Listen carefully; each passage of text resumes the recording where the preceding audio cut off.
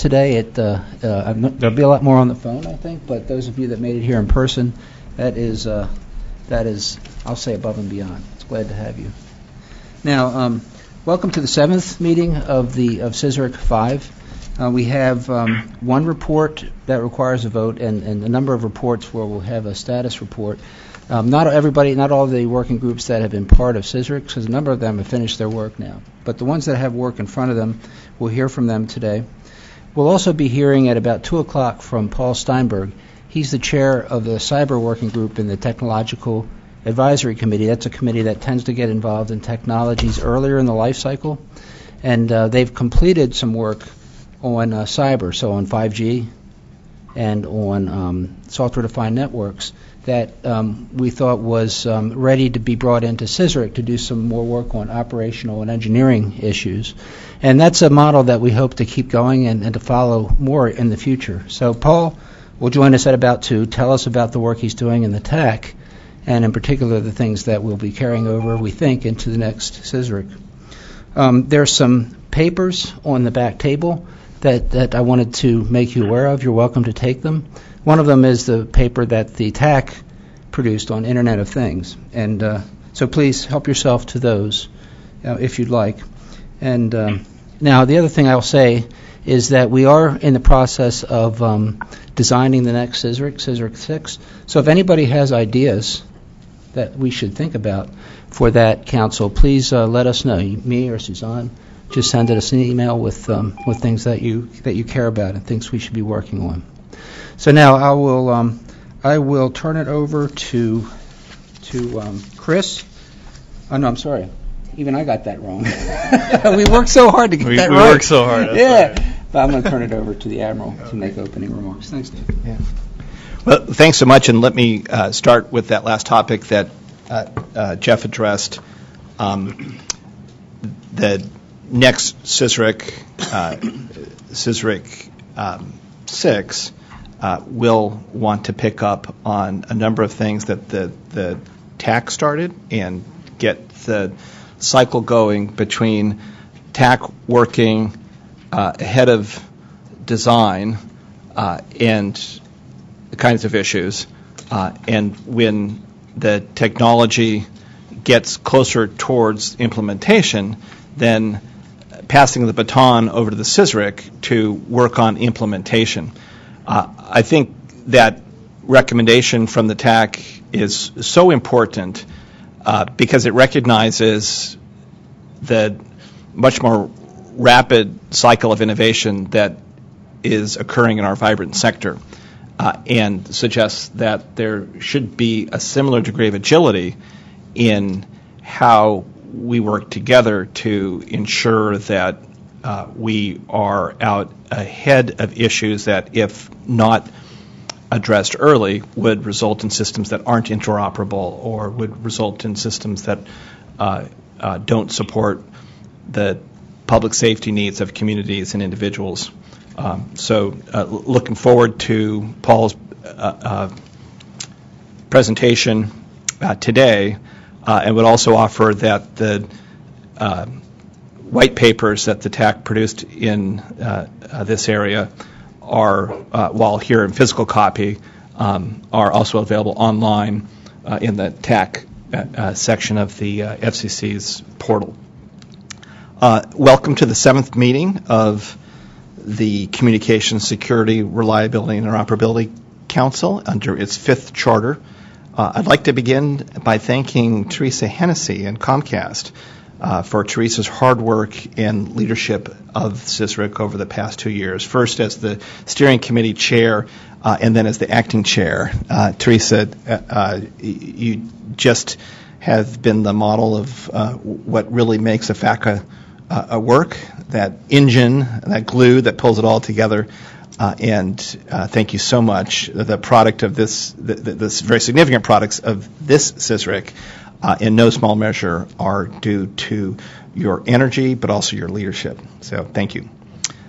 For those that don't know, Teresa has also been supporting Comcast on the TAC. So if you're looking for a member that can explain in more detail the products that were developed and the concept of handoff, I encourage you to talk to Teresa about that. So thank you, Teresa.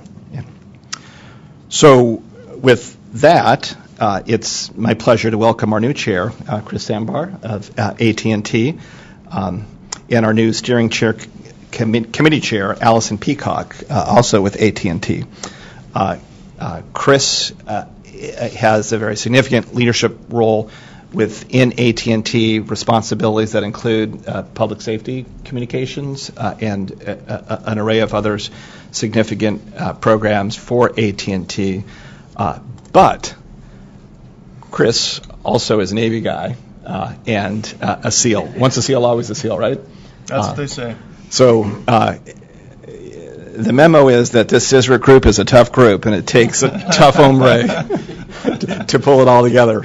So we reached into Texas and got us a tough hombre.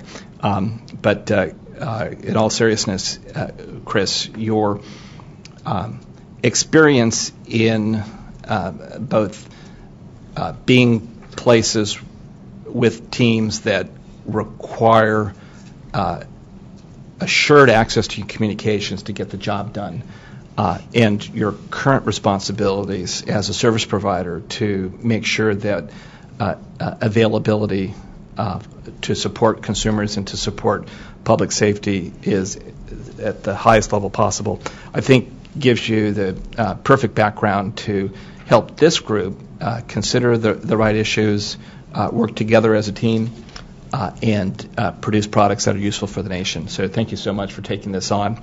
And thank you for bringing such a qualified a partner in Allison to take on that challenge. I thank you all, the working group chairs and members that are in attendance here and on the bridge, for the commitment to make this CSRIC so valuable and to provide products that have real value to the nation.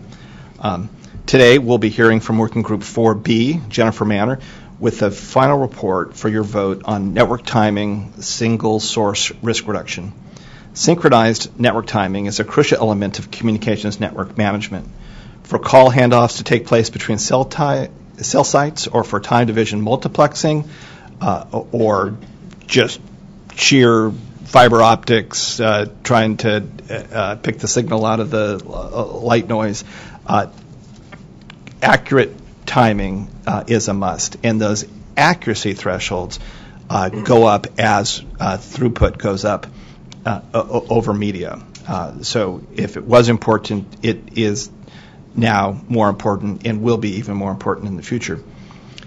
Various business processes also require a precise, traceable, reliable source of civil time. The U.S. communications sector relies heavily on the Global Positioning System, or GPS, to provide network time. GPS is a widely available, extremely precise timing source that is used across multiple infrastructure sectors, and it's relatively easy to get that same time out to locations that are remote all across the nation. So it scales in a way that is very useful for this industry to provide low cost but highly accurate timing. That said, the high dependence of the communications sector on GPS suggests that that's really a potential single point of failure should GPS ever be compromised. So the FCC asked CSRIC to identify ways to increase the resilience of communication networks by exploring complementary or backup solutions that could be employed to offer similar time precision as GPS in the event that GPS signals are lost. These solutions also need to be completely independent of GPS to significantly reduce any risk. This report addresses the problems associated with relying on GPS solutions, the ideal technical characteristics for systems to back up or supplement GPS, and recommendations for possible backup solutions by the communications industry and others reliant on communications network timing sources. Jennifer, very much looking forward to your report. Working Groups 5, 7, and 10 will be presenting non-voting reports today. With respect to Working Group 7, and it's focused on building our nation's cybersecurity workforce, I'd like to take a moment to highlight the criticality of this work for the group at large. In particular, as they proceed with their work toward a final report in March of next year, I encourage you to consider even now ways that your organizations might contribute to this mission, whether that be leveraging or emulating programs like the Federal Scholarship for Service, or finding ways to partner with Centers for Academic Excellence, or the CAE program, and other academic institutions in your area to provide mentorship, adjunct faculty, or other expertise to our nation's cybersecurity and IT students. I met yesterday with the head of the CAE program, Lynn Stanton from the NSA, and Lynn described to me what this group's assessment of the greatest single shortfall in the throughput for cyber skill sets, relevant cyber skill sets to the industry. And she said it wasn't the prerequisites that students would have to enter into a course of instruction, but it was faculty. Faculty, not just at four-year universities, but at two-year universities as well. So knowing how much talent there is in the communications sector in this arena, I'd ask the organizations here to think about how they can help contribute to that faculty shortfall to be producing locally and nationally the cyber workforce that we need to address challenges as we go forward. You are all experts in this field, and your knowledge and experience is sorely needed. Working Groups 8 and 9 will provide updates today, presentations on their progress thus far, and their plans for the next CSRIC meeting will be held on Wednesday, March 15th. Finally, I'd like to thank all of you for your hard work and really your leadership in pulling together such a disparate group of really smart brains on these tasks. The issues you've been asked to address are particularly challenging and take a great deal of research, thought, and time to resolve. The diligence that our working group chairs and members have been applying to ensure that all the issues and obstacles are fully addressed is really impressive. And you've got our gratitude for your willingness to engage in this public-private partnership that serves the FCC's mission, but also the nation's needs, to help ensure that the security, reliability, and interoperability of communication systems and infrastructure in our nation is addressed. Thanks. Chris, over to you. All right. Well, thank you, Admiral. I appreciate it. Thank you for that warm introduction and the kind words. That was nice of you from a fellow Navy man. So, oh, yeah. Yes.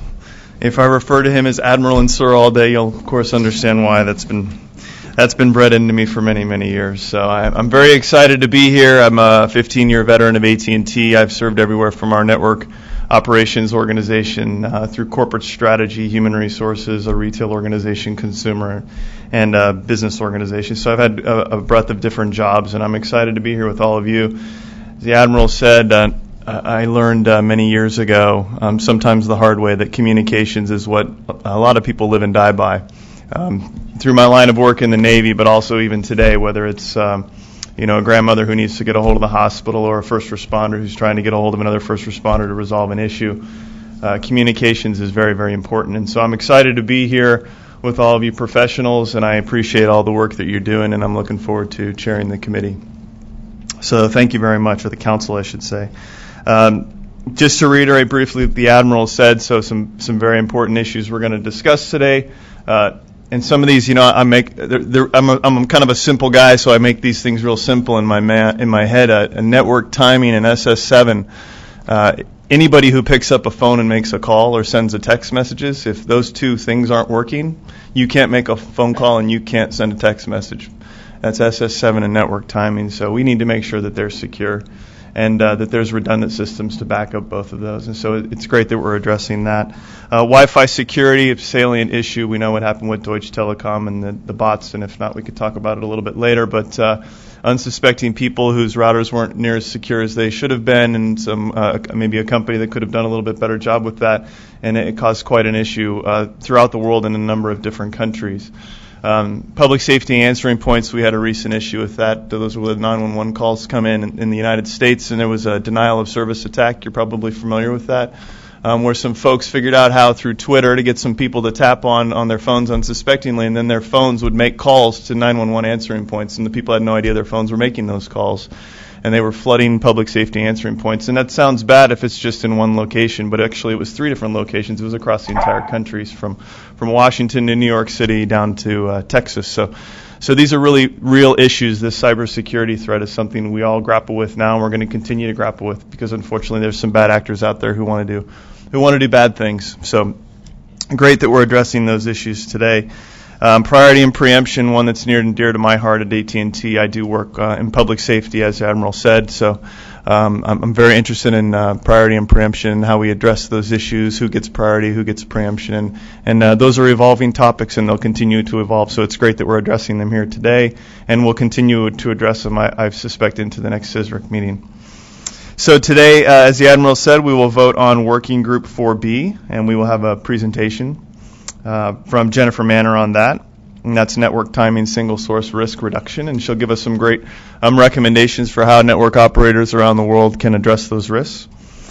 Before we do that, I'd like to suggest we go around the room so we can do a roll call. We want to make sure that we have a quorum, and then we'll go out to the phone after we go around the room. So if we'll start on my left here, if you could just say your name and the company you're with, and we'll mark you off. So don't go too fast. Give us a chance to mark your name off.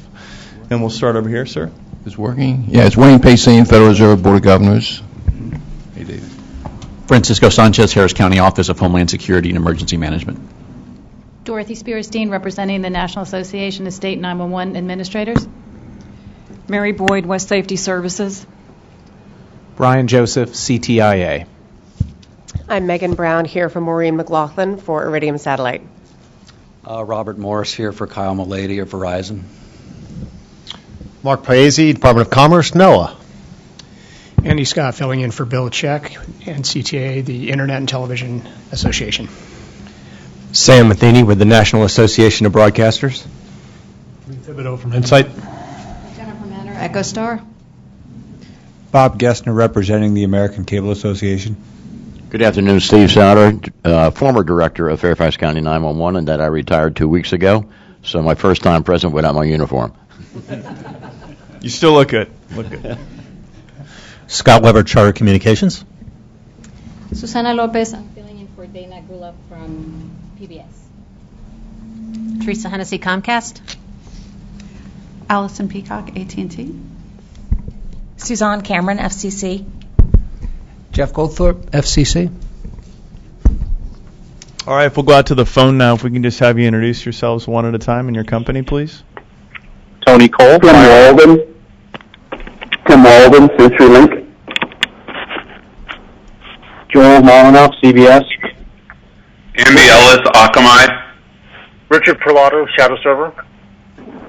Cheryl Greathouse, APCO International. Jeff England, Silver Star Communications. Okay, that was Jeff England, Silver Star. And Bill Shuley, AT&T. Susan Miller, Addis. Upendra Chivukula, New Jersey Commission, NERUC representative. Jim Keever, Cox Communications.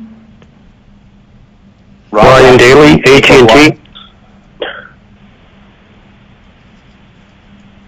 Daly McPherson, VeriSign. Lori Flaherty, National 911 Program at the U.S. DOT. Kent Bressie, Harris Wilshire for the North American Submarine Cable Association.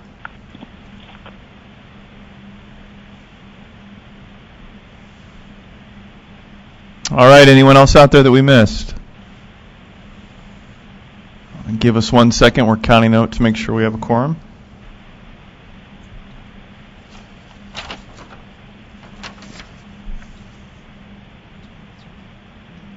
We have a quorum. Good news. Thank you for everyone. Appreciate you joining. All right, I'm going to turn it over to Jennifer Manor now from EchoStar. She's going to go through her presentation, and then we'll do a vote afterwards. We'll have time for Q&A once she's finished. So if you could please hold your questions, and then we'll vote. Jennifer. Thank you so much. And I do want to welcome Chris as our new chair, and also thank Teresa for all of her hard work. It's been my pleasure to serve under her for the past few months. So, with that, I don't know if we have the presentation.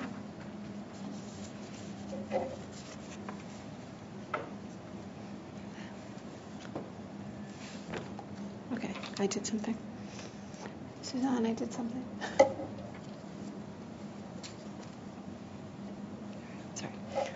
Sorry, I'm not very technical. I apologize.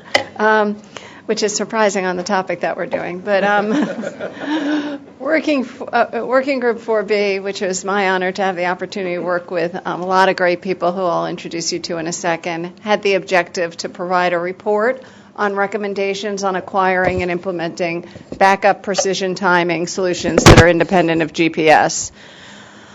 Which was quite a big task, and I have to say I can't even count. We had biweekly calls pretty much since the CSRIC was formed, so it was a fair amount of time and effort that we spent as a group. And so what I'd like to do is just skip and just point out the folks who worked on this. It was quite a great group, and we had a very, very, very strong working relationship. And I think because of the input of the group, we were able to come up with some very good options and some, we think, appropriate recommendations. So let's start with reasons why current network timing systems fail. And this was a really important issue for us to grapple with at the beginning so we could frame the issue and find the appropriate solutions.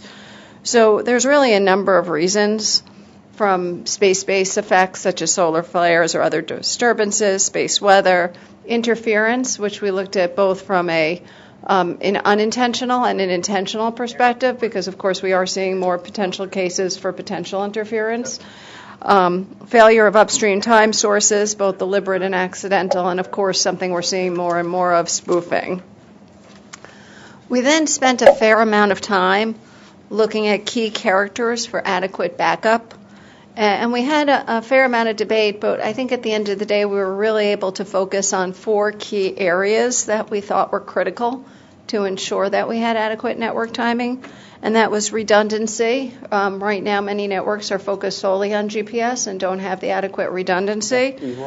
Independence, and we went back and forth on whether it was independence from GPS or more appropriate from the radio navigation satellite service, and though we did offer options on both, it was really from RNSS, because generally you would end up with very similar issues whether you're using GPS or a different RNSS system.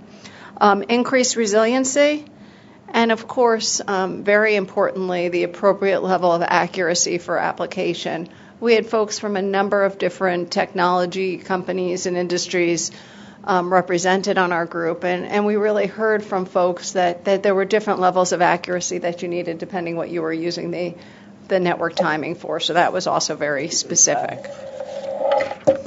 So with that said, we started our analysis, and we made certain basic premises came out, and one was that modern communications networks pretty much across the board require precise time and frequency standards to operate efficiently, and I would add even effectively. And that we found there were a wide range of time and frequency standards with different levels of precision, stability, et cetera, that are deployed in communications networks. From our brief survey and our discussions, it seemed that RNSS receivers, including GPS, are the most widely deployed, and that each segment of GPS is subject to some specific threat, which we'll walk through in a second. So we started with looking at space segment and what the potential threats could be to GPS. And we analyzed the threat, the likelihood of occurrence, the impact, the geographic scope, and the recovery time.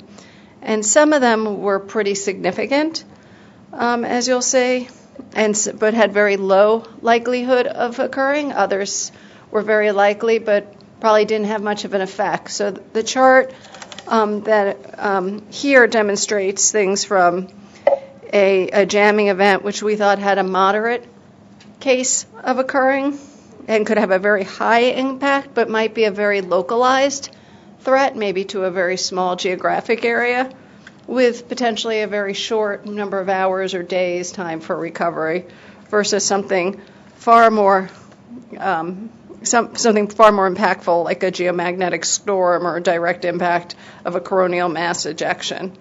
So these were all things we took into effect while looking at what the impact could be. The old coronal mass ejection. You're not going to ask me a technical question on this, are you? That's fine. You want to be close to one of those. Then we looked at the user segment and looked for probability, impact, geographic scope, recovery time for threats identified to the GPS user segment, and we saw things as simple as receiver malware, RF jamming, which was something we looked at very closely throughout this analysis, antenna damage, and once again, we didn't see a recovery time quite as long. These are user equipment, so you're able to access them. They're not up in space. Very different repairing something in space than it is on the ground. So we were talking somewhere from hours to days to even in the worst case scenario, weeks to impact. We then looked at the ground segment that's being used today for GPS, and this is a depiction based on what was publicly available. So we were able to identify 1 master control station, 16 monitor stations, 12 ground antennas, and tracking stations. And then we started to look at what are our options. We have a very good, reliable network on GPS today. I think everyone here in this room relies on it either in their own personal life or professionally. And what could we do in addition to GPS? And we were able to come up with, after much input, and we had a number of companies come and present different solutions to us as well, which was really helpful. And I think we all appreciate in the working group the time that people spent with us so we could better understand these options. And we came up with a list of 11 different options. The first was probably what I think might even be considered the simplest, in that it was using additional GPS frequencies. Not all of the bands available for GPS are in use today, and we pointed out a couple, the L2C and L5 frequencies, and they could be augmented. Those signals are available today, and they actually can be transmitted from approximately 11 GPS satellites. And while we felt this was a possible solution, we certainly recognized there were some concerns. For instance, you could still face jamming. That's certainly still an issue. But it could guard against unintentional or intentional network problems. The other issue we saw was there was only limited commercial availability of this today, so that's something else to take into account. And then, while it might help with some events, it might not, because it's space-based, it wouldn't necessarily help if there was a space-based weather event, for instance. So there were still certain vulnerabilities. The next option we looked at was an alternative RNSS systems. Something like the Galileo system would be a good example, or GLONASS. And some of these systems are in use today and are actually fairly reliable, if not highly reliable. But once again, we saw that there were potential RF disturbances that we could see, weather phenomena, jamming.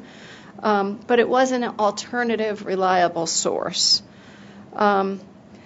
The other issue that we did want to flag, though, that there are political considerations in using a non-U.S. system, so that's certainly something that may cause hesitation for some uses of these alternative systems. Another space-based system we learned about was the LEO satellite-based timing systems, which are delivered today over the Iridium satellite constellation. And this was of interest because it's using a low Earth orbit constellation, which has a very, in terms of timing and getting service out. So there's a very high signal strength, actually higher than that of GPS. It also operates over a separate U.S. system. It's not just adjuncting, supplementing the current GPS system. It's bringing in different frequencies completely. So there's a diversity aspect to GPS. And there also, we spent some time talking about the spot beam nature of the service, and that actually provided a certain amount of jamming and spoofing resilience, which is not available today in civilian RNSS systems. But we did note it is space-based, so a number of the issues we saw with the GPS system still exist. Another system we looked at was commercial RF distribution. And this approach uses a clock distribution over an RF mechanism on the ground and is fairly accurate down to the sub-nanosecond level. And it's a point-to-point based system, not a point-to-multipoint. But unfortunately, this system is still being tested, has very limited use, so it's not available today in the commercial network. But it did have certain benefits, so it's less subject to space weather phenomena. But of course, it's still subject to intentional jamming, which was one of our concerns from the beginning. But we did find it to be a redundant system to protect against intentional and unintentional network problems.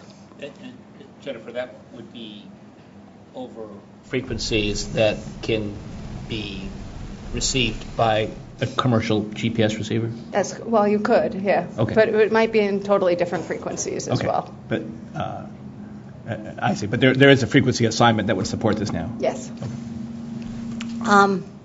Antenna pattern optimization was our fifth option that we've identified, which is using directional antennas or other forms of protection, such as terrain, to increase immunity to jamming sources located at the service.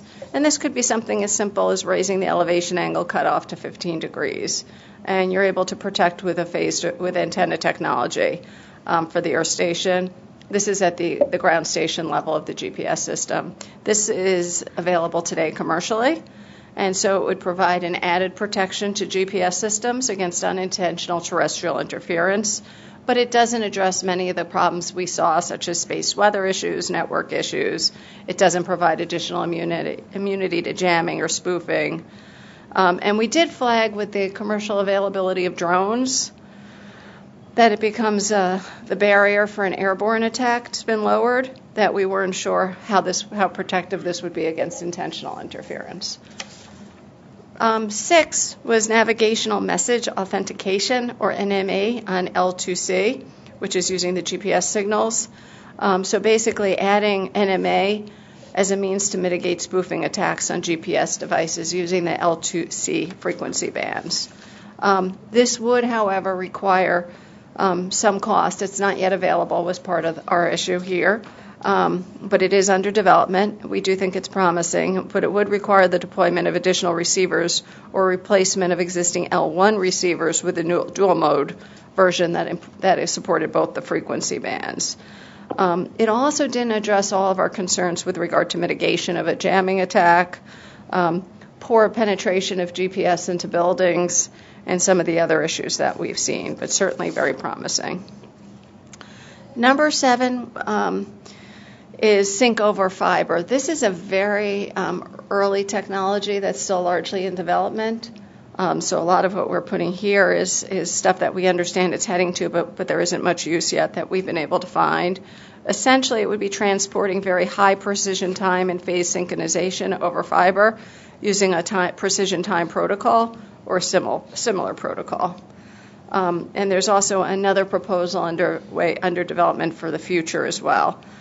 So we've seen, based on some early experiments that some of our members are aware of, they've seen feasibility of this, but it's still very, very early, and there are still some questions that we have, such as jitter and other things that might impact how it's rolled out. Number 8 was eLORAN. Once again, another system that's still under development, but it's a new eLORAN type system for delivering high precision time and phase sync. Once again, there are some, we believe it's going to take about a year of development, but we would note that there are some European countries that are using this technology today with some success, so we think it is a promising technology, but still being developed here in the States. Number 9 is sync distribution via other RF spectrum, and this, once again, this is not yet developed pretty much at all. It's very, very early in the process, but it's a very high precision timing reference, similar to NIST time signal radio station, WWVB, that would operate in RF spectrum. What we do like about this is it could operate in very low spectrum, below 1 gigahertz, and could be very attractive for penetrating buildings, something that we don't have today with GPS. And it could serve as a very viable backup to GPS for timing references. 10, and then we're almost done, sorry for all of these, is sync distribution via terrestrial beacons. And this one, we had a presentation by a company called NextNav, who's also a member of CSRIC, and they presented to us a terrestrial beacon system, which is operating in the 900 megahertz range in the U.S., which provides signals for their timing as a service product, which is a high precision timing and frequency solution in GPS challenged areas such as indoors and urban canyon, something that we've been talked about and had some concerns with GPS. It's being developed today or deployed in certain metro areas today with a capability to expand. It is a ground-based system, so it's insensitive to the weather issues that we've seen. It does have the sub-1 gigahertz benefits. And we did see certain other things put into the system, including making things more difficult to jam, providing geographic redundancy, protection against spoofing and such. So it certainly looks very promising. And last but certainly not least is hybrid distance measurement equipment, which would be combining RNSS timing receiver with what we call DME to provide a technological diverse timing solution and to increase the accuracy of the network. So it's essentially a hybrid system. This still needs to be developed. It's something that's being talked about, but we do think it's very, very promising. So after we identified all 11 of these, we spent some time trying to figure out how to best present them, especially after the Admiral challenged us in a couple of areas. And we came up with a list of criteria that we used, and you'll see in the accompanying charts. What's the benefit of the option? Is it accurate? Is there a subscription or equipment cost? Time frame for availability? Vulnerability? Is it reliable? And what's the coverage? Global, scalable, can use it on a local basis. And we put together, here's your eye chart for the day, a nice little chart of availabilities. And what we came up with was we have some very, very, very interesting solutions. Some are in existence today, some are still underdeveloped, and some need a lot more developed work. Probably the hardest thing for us to do was to identify the magnitude of cost, and that would largely depend on the network and what needed to be changed out, and that was something we couldn't do in the sub-working group without taking a hypothesis network. So we thought it was best to at least identify whether it was subscription costs, equipment costs, that sort of thing. After looking at this, what we found was there were numerous, 11, appropriate options that are emerging or available today to provide additional reliability for network timing should GPS become unavailable or impaired. Some of these alternatives have some of the same vulnerabilities of GPS or suffer from other issues, and some solutions are being developed, but almost all of them have some level of increased reliability that can be relied on, and of course, unfortunately, some sort of increased cost. So in figuring out what to recommend to CSRIC, we also noted, though, that we couldn't find a nationwide notification system today for GPS outages. And so one of our recommendations to the Commission would be to work with other government agencies to perhaps create or encourage the creation of a nationwide network outage reporting system for GPS that would go out on a pretty real-time basis to folks who are affected. Even before there's a cause identified, we thought that would be helpful, especially because some of these solutions might not be solutions that are used all the time. They may just be a supplement in case there is an outage. And I imagine we're not just talking outage, right? We're talking anomalies as well. Exactly. That would be disruptions that would have the effect of a full downing outage for a network relying on accurate timing. Right, and it could be a very short, it could be just something that impacts service quality to a significant effect, that could have an effect. So it's what we're looking for is anomaly detection and then analysis of that and rapid dissemination to providers. And I think even before the analysis is complete, we thought it was really important that the information about the actual impact is gotten out. If you wait until the analysis, it might be too late for people to react. So that was our concern. Yeah, and I'm thinking just triage analysis that yes. ensures that we're not getting those coronal ejections that aren't mass ejections. That's good. Good use of the term. So then we have one more slide. Thank you. So essentially what we did find was, and we did have quite a few experts who have been in this area a long time, that network timing has really been very successful with the use of GPS. But with increased dependence, and I think Chris said this well, just thinking about what we rely on a daily basis today for GPS, you really need to be prepared because there are increased risks, especially with things we talked about, drones, increased spoofing, increased jamming. There's many options available. We were able to identify 11. I'm sure if we had another 6 months, we'd find another 11. And what we do recommend to the FCC is to really work with network operators and encourage them to carefully examine and determine which options best meet their needs, but avoid depending on a single source. So with that, thank you so much. I'm happy to take any questions. Great. Thank you, Jennifer. Questions or comments in the room or on the bridge?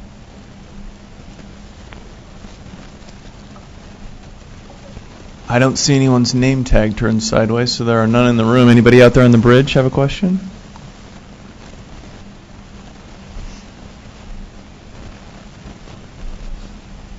Yeah. Great.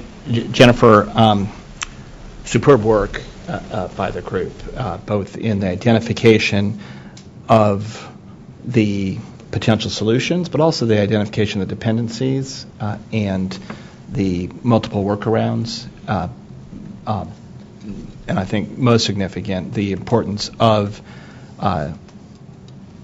affirmatively considering a second source of timing in the resiliency plans for communication providers.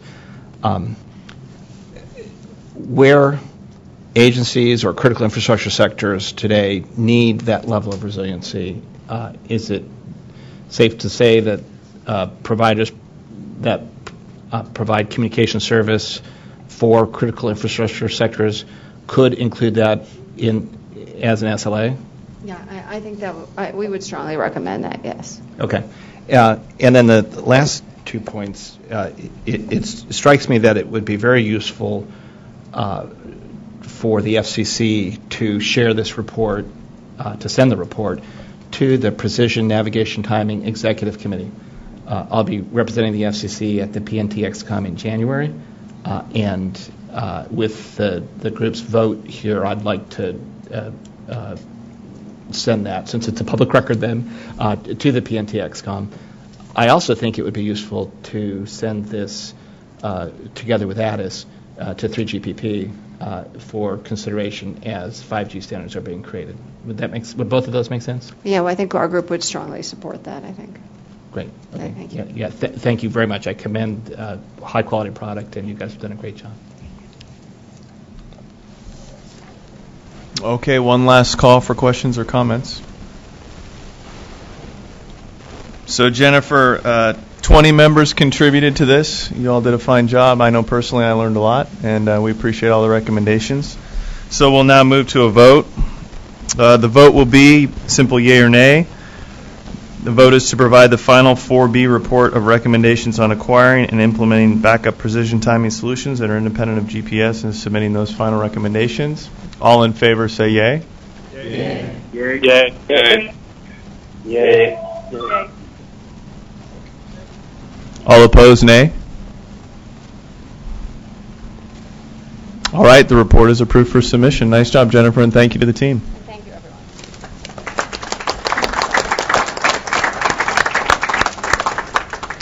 Great. Next, we'll bring up Chris Boyer and or Rod Rasmussen. All right, great.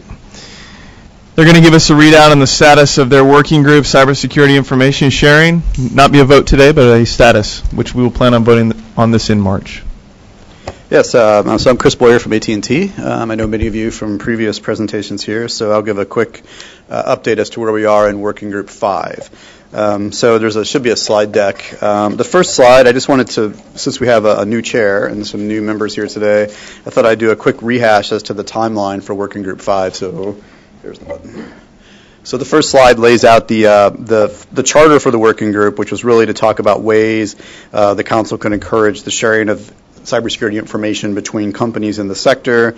The major deliverables were in December of last year. We delivered a diagram of how information sharing currently occurs in the sector, which we then used to develop use cases, which we put out in March of 2016. And then in June, we developed a report or a chapter on the impediments or barriers to information sharing. And then in September, we did an additional chapter which talked through information sharing trust pools or different entities that we share with. So thus far, we've developed kind of the diagram, the use cases, the impediments and barriers, and the trust pools. And then today, the last item that we were expected to produce was an overview of information sharing platforms. So this is really the way you can share information or how you would share information, the technical means of sharing. And that will be the last chapter that we have in this report. In March, we will meld together the 5 segments here and do a final report, and then we will have recommendations for the Commission and for industry based upon our findings. And sharing will just bloom. Right. We're already working on that as we speak. So blooming as we speak. Yes. The next slide is just a quick rehash of the members. I'm not going to go through the list. There's about 60 members of the working group at this point. It's changed a little bit throughout the year, but it's a pretty consistent group covering the entire industry. The next slide is what we call a notional diagram. This is a slightly updated version of the diagram that we put together previously that shows all of the sharing that goes on. If you look at the diagram again, since some folks may have not seen this in the past, starting from the left to the right, we looked at different groupings of entities that we share with today, whether it was trusted peers or commercial partners, which include entities like the Network Service Providers Group or the NSP Group that meets weekly amongst the big carriers to talk about security matters. We had another subgroup, which was kind of ISP, what we called ISP internal use. This is how we use information to protect our internal networks and systems. We have government contracts. We have the DHS information sharing process, which includes the automated indicator sharing portal that was created in the last year. We have law enforcement and then kind of the sector planning activity. So there's a range of entities that we share with, and we use this diagram to kind of lay that out and then develop the use cases based upon that. So for each one of those buckets, we have different use cases. We have use cases around our trusted peers, use cases around how we coordinate with DHS. We have use cases around what we do internally. So the idea was to kind of lay it out on one diagram and say, here's kind of the groups and the type of sharing that goes on today. And so for the purposes of this current chapter we're working on in the final report, this is on information sharing conduits or the platforms for information sharing. The specific tasking that we were asked to do by the Commission was to evaluate available structures and platforms of stakeholders that routinely share information and talk through what those platforms were within the constraints of existing law. And so if you look at the right-hand side of this slide, it shows you kind of the different ways that we share information today. These are the conduits. And they range from informal at the very top to the most formal at the bottom. And if you look at the list, and on the informal side, it can start with simple things like a phone call, an email, a teleconference, membership, in a professional association, and it goes all the way down to the most formal, which is things like automated indicator sharing like we're doing today with DHS, things like full-scale exercises that we currently can do within the sector with DHS as part of their mission. So it depends upon the type of arrangement, but there are a wide variety of conduits to share information today. The bulk of them currently are probably in the upper half of this with phone calls, meetings, emails, conferences, and working groups. We are gradually moving towards more automated sharing. That's going to be a gradual process that we've talked about in the past, and we'll reflect on that in the final report. And then the last slide just talks through, this is a diagram that the working group put together. It's a little complicated, but what it's intended to do is show how some of these entities are communicating today. So if you look at like the very top, on the very top part on the left-hand side, it shows like the national service providers or the NSP group, and there's a green line over to the teleconference. So they meet through teleconferences today, and that includes like the NCC, ISAC, that's the National Coordinating Center, Communications Information Sharing and Analysis Center. They also communicate with other third-party partners. So we tried to show some different types of communication that's going on today using each one of the conduits, whether it's a phone call or teleconference. I actually want to take this slide and turn it into more of a matrix because it's a little easier to follow, but this is what we had, so I figured we'd go with it for today's purposes. But it kind of lays out some of the different types of communications that are going on today. So the bottom line is there's a lot of different ways that we're communicating and sharing information. We walked through a few use cases, and in the final report, this will all be laid out in the report, and we'll make some recommendations about any changes or improvements that we believe are necessary. And with that, I'm happy to take questions.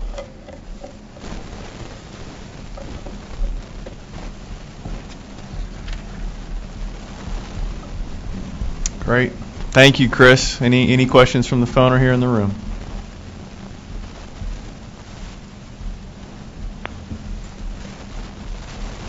Very good. They liked it. Nice update. Thank you very much. Looking forward to hearing from you in March. All right, now we'll go to Working Group 7 for an update. Drew will be presenting this to us. Drew Morin from T-Mobile. Cybersecurity Workforce. Again, no vote, just an update. Okay. Do I need to do anything now? Get the slides up? There you go. Perfect. Asking you shall have, right? So, welcome everybody. This is our last, I guess, quarterly readout before we do our final report. So we did post out the draft report. It was delivered to the council members. Appreciate that. If you have any issues getting access to that and or to the storage place where we have all the appendices, it's a very large report. Please let us know. We'll be more than happy to help you work through that. So real quick, I'm going to give you a quick background on the working group itself. This working group was focused on leveraging what we're doing within our industry in terms of existing work and best practices. We were to look at that and to evaluate and make recommendations as to what we could provide as any kind of actions that the FCC might want to take to help improve the security of the nation's critical communications infrastructure by providing a more capable and helping to close the workforce gap that we have in cybersecurity. Our approach to addressing that was structured in terms of various deliverables that were laid out within the council formulation for this working group. Specifically, we were to look at the National Cybersecurity Workforce Framework. You'll notice I have a special note down here that during this process, NICE and DHS, it started off as the NICE Workforce Framework. Then it became the National Cybersecurity Workforce Framework. Now, after 2.0 draft came out, it is back to being the NICE Cybersecurity Workforce Framework. The one good thing is the acronym did not change. So we did have to put a footnote in the document, but otherwise it still says NCWF, and the work role that we had to deal with was still the same, which was to look at that and to see how does that apply, or can it apply to the communications industry, which we did. We also looked at identifying any other gaps or improvements in terms of knowledge, skills, and assessments, other types of capabilities within it, roles, et cetera. Made those recommended changes, as well as the last bullet on this where we looked at a means of a common lexicon. Can the NCWF serve as that, which we determined it would. All of those components were packaged in our interim report that was delivered first quarter of this year. The final report is actually taking that and going to the next step, which is looking at all the best practices our industry is doing across the broad scope of the industry and trying to make recommendations as to how we can come up with a consolidated list of best practices we can help to influence and improve the workforce development process. We have about 25 plus members in our workforce working group. Excellent people have been doing a great job of helping us to get a true grasp of the breadth of what we can cover here. So we have not only communications, we have folks who are involved in public safety, infrastructure, government representatives, folks from NICE and NIST.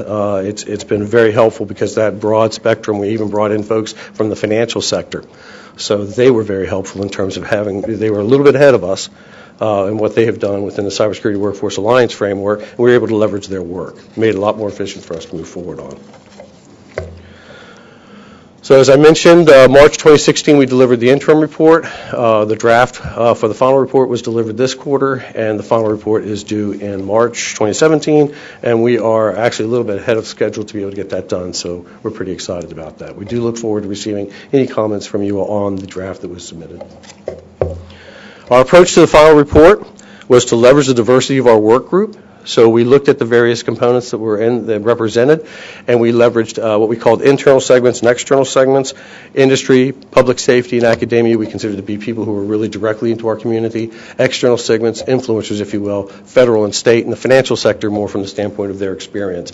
We brought them as an external segment as well. And so we looked at those 6 different segments and leveraged what they were doing as far as their best practices into our findings and to help formulate what would be the most broad-based set of recommendations. So, fourth quarter activities. We've continued. We've had bi-weekly conference calls, meetings since the beginning. We've continued to have presentations from various SMEs within certain areas. For example, we did with the November timeframe of the NICE CWF release. We had a presentation from NIST representative, which is very helpful to the team about what was going on there and what the changes were. We've also been working with CWA in defining roles, because the whole framework has changed away from specialties into a roles-based type framework. So we wanted to basically see how we could adapt to that. Guidance would be on how we would actually adapt to that going forward, because that still is a process that's in the draft phase. We completed gathering for the various segments for the analysis, and then we provided this quarterly update. So, where are we? Well, there's Waldo. Waldo says we're doing good. I was going to, the hat was appropriate because it's kind of a little Christmas feel to it. I don't know, but I'm going to have to find a dancing leprechaun for the final one because that'll be in March, right? So, okay, a little humor. Anyway, very little. So where we are at right now is that we have delivered the draft report. The reason I say we're a little bit ahead is if you'll notice in the February it talks about the draft report to include identification, recommendations, and best practices. We have some best practices by segment within the report you have. What we do not have is the recommendations of the overarching report, because the final step is for us to document those and to gain concurrence across the work group unanimously, and then we will present those in the March timeframe. So I feel very confident that we are in a great position, and we really encourage you to look at the draft and give us your feedback, because if there's anything we're missing, we'd like to hear from you to be able to incorporate that to the final report. Okay, so goodbye, Waldo. So what do we want to do? There's one last thing I'd like to do. I'd like to do a little bit of a feed forward to the CSRIC. One of the things we wanted to make sure that folks understood is when we looked at this problem, we didn't look at it as how can we solve the communications industry workforce problem by hiring it away from the Department of Defense. Okay, we're not talking about squeezing the balloon here. What we really wanted to do was focus on what's going on across the way, what do we find as being best practices that are working within industry and with other areas, how can we take those and figure out how to close this gap. So some of the things we really focused on were those areas that we believe will actually raise the tide for everyone. And that's kind of when you go through and look at these recommendations. You're going to see them within specific segments, and you'll start to see recurring themes.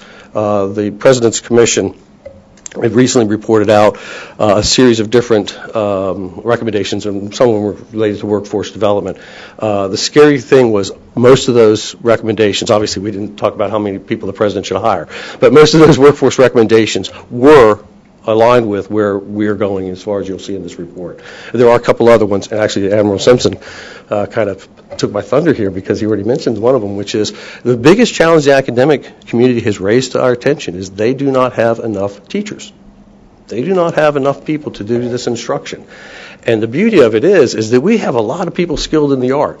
They don't need us to suddenly turn all these people into professors, but they could use for us to come in and help them in terms of seminars, presentations, maybe even adjunct professors, whatever. Ways for us to help. And I think that's going to be one of the, well, I know that'll be one of the recommendations you're going to see coming out of this community, which is how we can actually augment the academic community to accelerate the pool of workforce development. The other thing I found very interesting, which the Northern Virginia Tech Council, I know it's local, so I had to bring it up. They actually just completed and delivered December their report on cyber workforce needs assessment. The interesting thing to me is they had a top 10 list of cyber workforce needs. The first three, number 1, 2, and 3, communication skills, problem solving and critical thinking, and relationship management. Cybersecurity is not mentioned anywhere. So when we look at cybersecurity workforce development and the idea of what we're trying to create here, We're trying to create people who can communicate, problem solve, and have good relationships with the people they have to work with. Then there's all these technical skills as well. So it'll be very interesting for us to take into account that we're not just talking about giving a person developing a person who can look at a Cisco router and say, oh, change that command. Okay, we're talking about people who can think through a problem. Because the one thing you can guarantee about cybersecurity, it is changing continuously.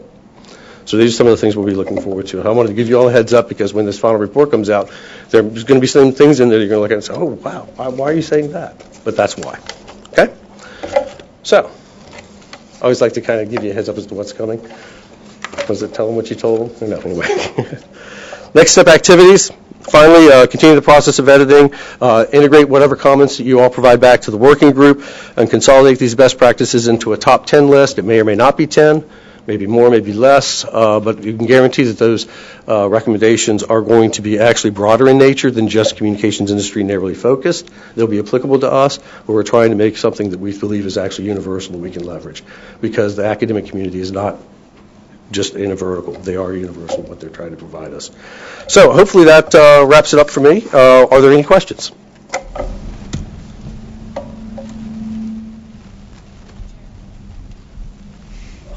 Mary. Of course. So, Drew, thank you. Good work. Enlightening information. Sorry for the bridge. Mary Boyd, West Safety Services. I've noted that you referenced the TFOPA work for public safety on page 17 of the report. Could I ask consideration of adding a link to our final reports that were just published? We updated the cybersecurity aspects for public safety in that work group 1, and then we also went on and talked about what public safety needed to be aware of from a expertise standpoint in cyber in work group 3. So could I ask maybe in the final we link to those reports and then we could pull these two federal documents together? Yeah, and part of what we put in there was specifically to bring in the public safety information that we'd worked on the TFOPA reports that were produced. So I can look and make sure we provided the link. I think I put a footnote to the TFOPA report, on it, but I can provide the actual link if that makes what you're looking for. Because together they're wonderful reference documents for public safety. Thank you. Yes, no, my pleasure. And part of it is because I always assume that these things are being done in different channels. So I wanted to bring it in because it was very valuable work. Well, that was Jay English, my compatriot in crime there. Okay, no other questions in the room out on the bridge. Any questions, comments?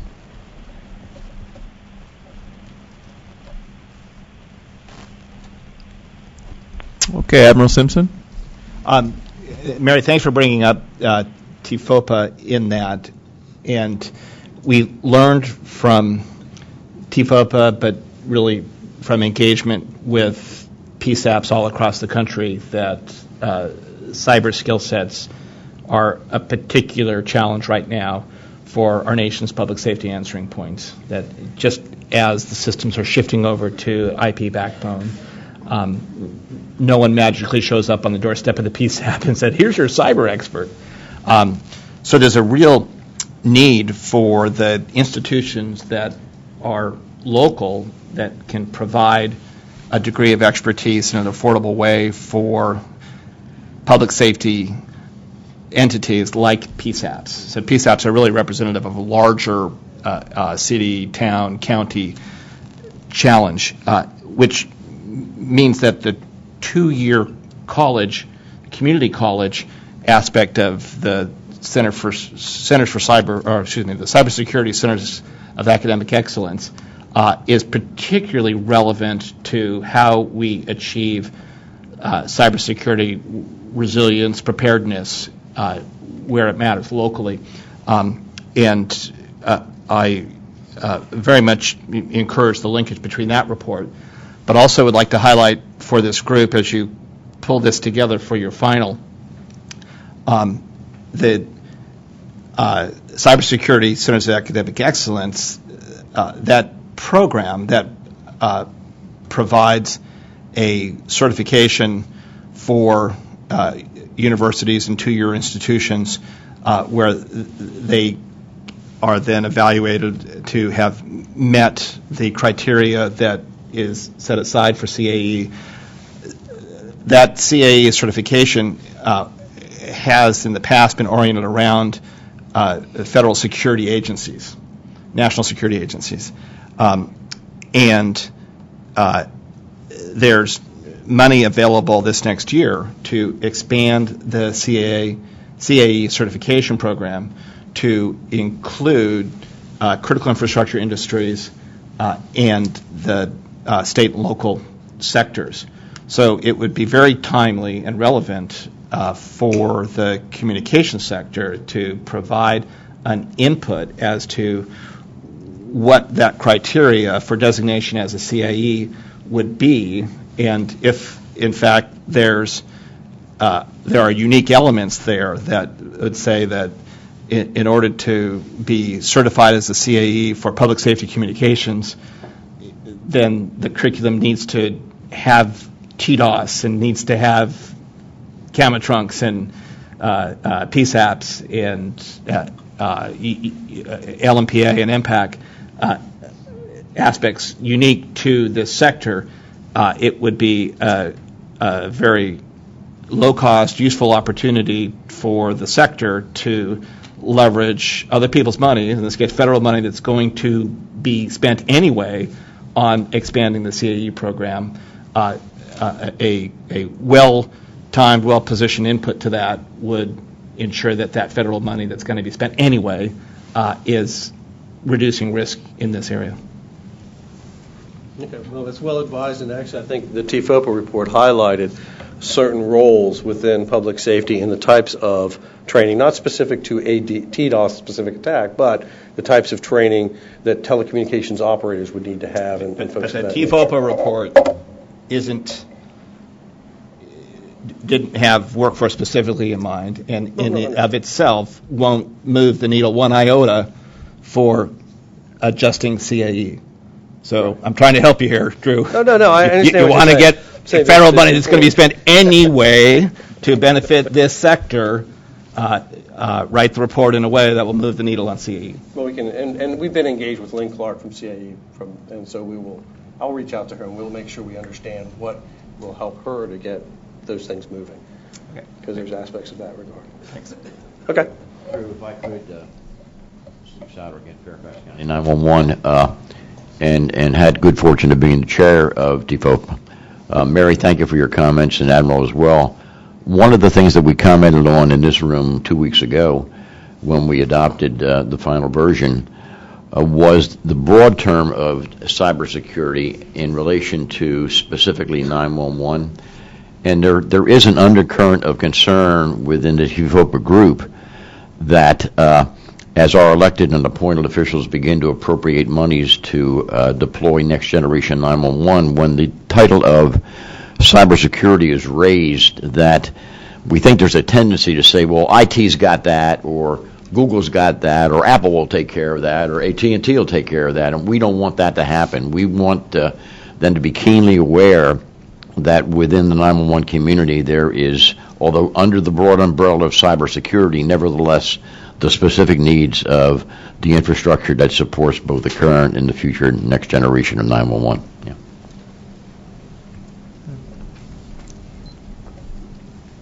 All right, if there's no other comments, Drew, thank you very much. Appreciate the work you and the team are doing on this. Okay, we're going to go out to the phone bridge now. Paul Steinberg, are you out there? Yes, I'm here. Great, Paul. So we talked about it earlier in the meeting. Jeff mentioned that we have Paul Steinberg, who is the chair for the TAC Cyber Working Group, and we brought him in, asked him to say a few words today regarding 5G, software-defined networks, and some other topics that are likely have already been worked on in CSRIC 5 and are likely to come up in CSRIC 6. So I'll turn it over to you, Paul. Yeah, that's great. Thanks for the opportunity to kind of share some of the work. Excuse me. Under the direction of Admiral Simpson and Jeff and Ahmed, we actually had 3 working groups in the cyber branch. One was around 5G, and specifically focusing on the standards groups where we thought the greatest leverage could be brought to bear with cybersecurity considerations. Second focus area was around software-defined networks and network function virtualization. Similar question. And then the third area, I would say that was new, came along a little later, was around cyber issues around software-defined and software configurable radios. So I'm going to talk about the first two, and at the pattern what the work that the group did was very similar. At the request of the FCC, it was tell us where the leverage points are in these two areas that are emerging, where there could potentially be significant cyber risk because they're different, or there's an opportunity to get in front of these with a cyber focus, as opposed to trying to bolt on cyber remediation after the fact. So study them and analyze them, give us the points of presence, develop a methodology that we can use to actually assess and make recommendations, develop recommendations for how these two spaces should be considered, and then finally, and maybe most importantly, why I think I'm talking to you, which is find ways that this activity, the recommendations work and the methodology can sustain itself and can be owned by industry and continue to be advanced, attached to industry decisions, and then continually refined and re-updated as the world continues to evolve. So the 5G group specifically went through and developed 17 different recommendations targeting 3GPP as the primary point of leverage. Looked at other SDOs, but 3GPP clearly was the key point of leverage there, especially at the current state of standardization. The 17 recommendations were spread across denial of service, key management, identity management, and isolation mechanisms. And so that piece of paper that was put together, that set of recommendations was published as part of the TAC proceedings, and you all can get access to that if you need to. It's public. In terms of trying to standardize a methodology going forward for industry continued sustenance of this, we worked with ATIS, and then specifically the PTS group, the Packet Transport and Systems Committee within ATIS, to use that as the platform to take the recommendations from industry, turn those into formal, in this case, 3GPP submissions to the working groups that could then fall under consideration by the working groups in the normal standardization process. So that first set of recommendations is winding its way through ATIS now. It's been approved. They've actually drafted a document essentially under ATIS guise, and then several folks from industry, primarily we think carriers and equipment providers, will step forward to champion some of those recommendations in 5G. So that's mechanism number one. Obviously, as this continues to evolve and advance, more cyber concerns will come up, more thinking will happen, the technologies will evolve. This, we think, is a mechanism that can be sustained and owned going forward, that the FCC and other industry or other government bodies can latch onto to insert and push on considerations.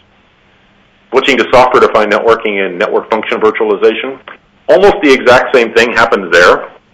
The group developed a methodology, developed a set of recommendations in the form of what we call best common practices, meaning ways that the technology can be applied and adopted for specific use cases.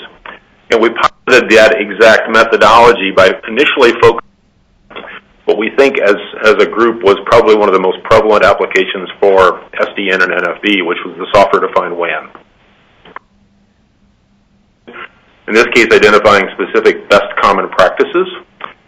And the landing zone that the group felt was appropriate to allow it to be received, evolved, and advanced, applied to industry and sustained and continued to be refined was CSRIC. So we kind of worked with Jeff and Ahmed and the Admiral, and I think that's one of the main reasons for talking. Now, both of those two activities are very similar in the sense that they lean forward, they need continual tending, and they need industry buy-in and support. So again, the SDN group published a paper that's also available for this group's consideration, and I would say that the principals in that stand ready to work with CSRIC on either in any capacity that makes sense. I think that's my brief.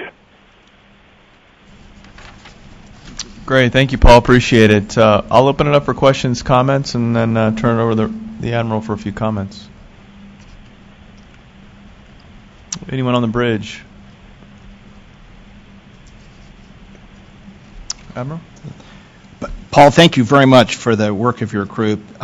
The deliberation was significant, very thoughtful by the really smart folks that you brought together, and the products are excellent. And I commend the white papers to everyone concerned about the reliability of networks in the future. We started today with Chris mentioning a couple of recent cybersecurity threats to telecommunications. One of those is the Mirai botnet that in this country we associate with Dyn and then the denial of service to a number of web-oriented companies. But Chris, you mentioned in Europe, Deutsche Telekom was attacked by the Mirai botnet that actually made its way into the home-based routers of a number of their DSL customers that then were turned into an attempted denial of service for Deutsche Telekom that, from what I read, anywhere between 3 and 7% of their customer base was negatively impacted during the duration of that attack. One of the elements of your work in 5G IoT, Paul, was the concept of risk segmentation, which the engineers translated into employing network slicing in the future to potentially have high volume, low cost, potentially not secure devices be isolated or in a manner that wouldn't then threaten other areas where persona-based interactions in retail and banking might be done on the network. And it strikes me that that's one of the things that as CSRIC takes on where you left off, that looking to get it ahead where we find those high volume, low cost, low or no security devices, we can mitigate risk. Did you find in your work, Paul, that network slicing capabilities that's technologically possible today, and it's really just developing an organizational structure on how to do that, or does more engineering work need to be done to employ that technique of risk segmentation? Yeah, so it's interesting you went there, Admiral, because that is actually where the two working groups intersect, because network slicing is in effect, software-defined networking of a different type. And so the two areas have a lot of it in common. So technologically, I don't think there are any barriers. To some degree, some of that is practiced already today with shared RAN and shared networking kind of philosophies in 4G. So yeah, they'll get there. I think the standardization activity will formalize some of the mechanisms. But I think what we kind of concluded on that one is it isn't really so much of a technical thing, assuming they get the technology right. It's really more of policy, and I think that's where you were going. Great. Well, this is very helpful. The group will read the reports and will be postured in CSRIC 6 to take this one on and where things can move to implementation, wrestle with and develop best practices and recommendations on implementation. Paul, thank you very much for your leadership. Hope you're not too cold there in Chicago. No, it's warmed up. It's almost freezing here now, so it's actually pretty good.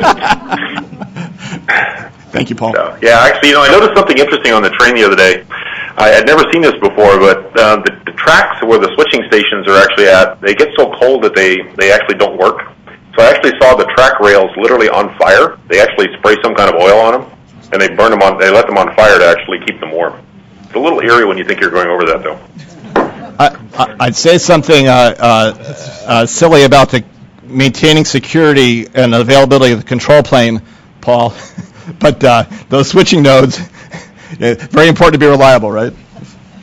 Exactly. You all have a great holiday. Thank you, and we stand ready to support the work of the CSRIC in this area next year if it's appropriate. Thank you, Paul. Chris. Thanks for joining us, Paul. Appreciate it. We have one more comment. Paul, don't leave, please. Dorothy. Thank you.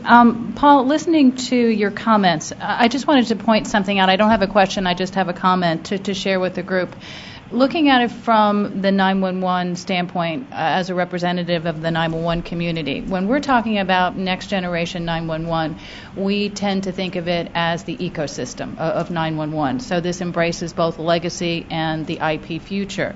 When we're having these discussions about cybersecurity, and I've worked on some of the work groups that have discussed cybersecurity, you talk about the supply chain, that technology supply chain. And it struck me listening to Paul's comments, that they're one and the same. We're talking about an ecosystem. You're talking about a supply chain, but they're the same thing. And I think moving forward, we have to be careful about the terms that we use because we don't want to give the impression that we're working in silos. We very much are working together. So I just wanted to point that out in terms of how we're using our descriptions or nomenclature to almost give the appearance that we're talking about two different things, but really we're talking about the same thing.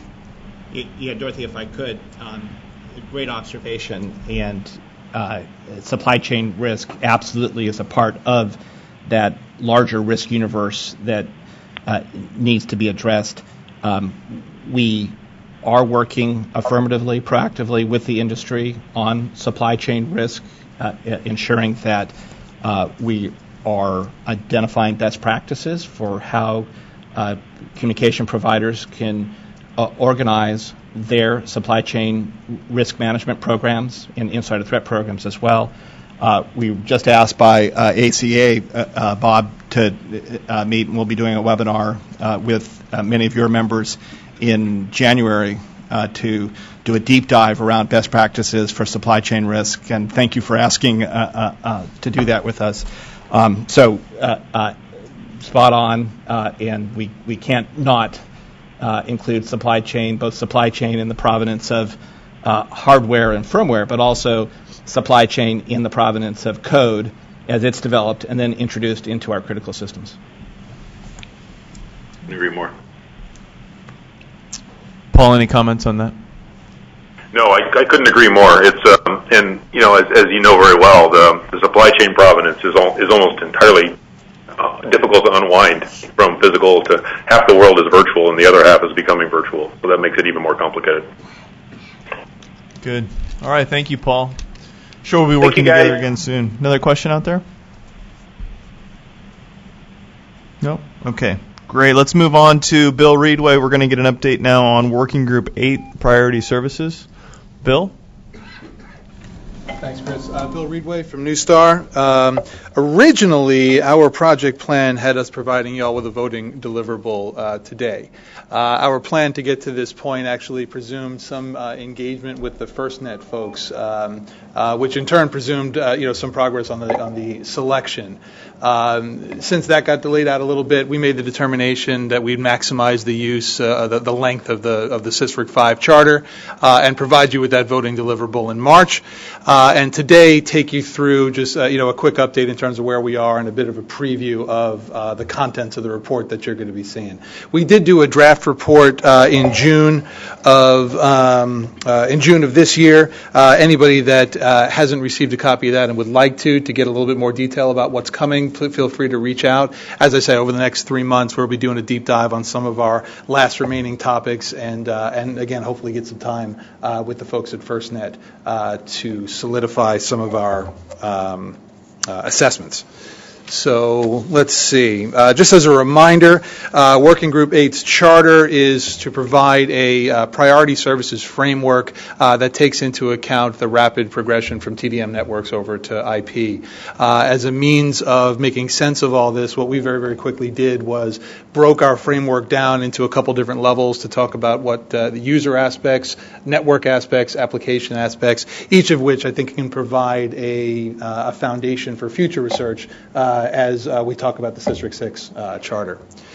Just real quickly on our membership, I just want to take this opportunity to thank all the members of the working group, particularly over the last 3 months since we've been without one of our co-chairs. The group has been extraordinarily dedicated and conscientious, and I think you're going to be very happy with the report. Quick status update. We've been meeting bi-weekly. We've had 2 sessions this year with the Office of Emergency Communications where we've briefed them on our progress and received feedback from the user community. Over the last 3 months, we've also had internal SME presentations on the topics of IoT and also anti-spoofing with the conclusion of the robodialing task force. And that brings us to today, and again in March we'll be presenting our final report.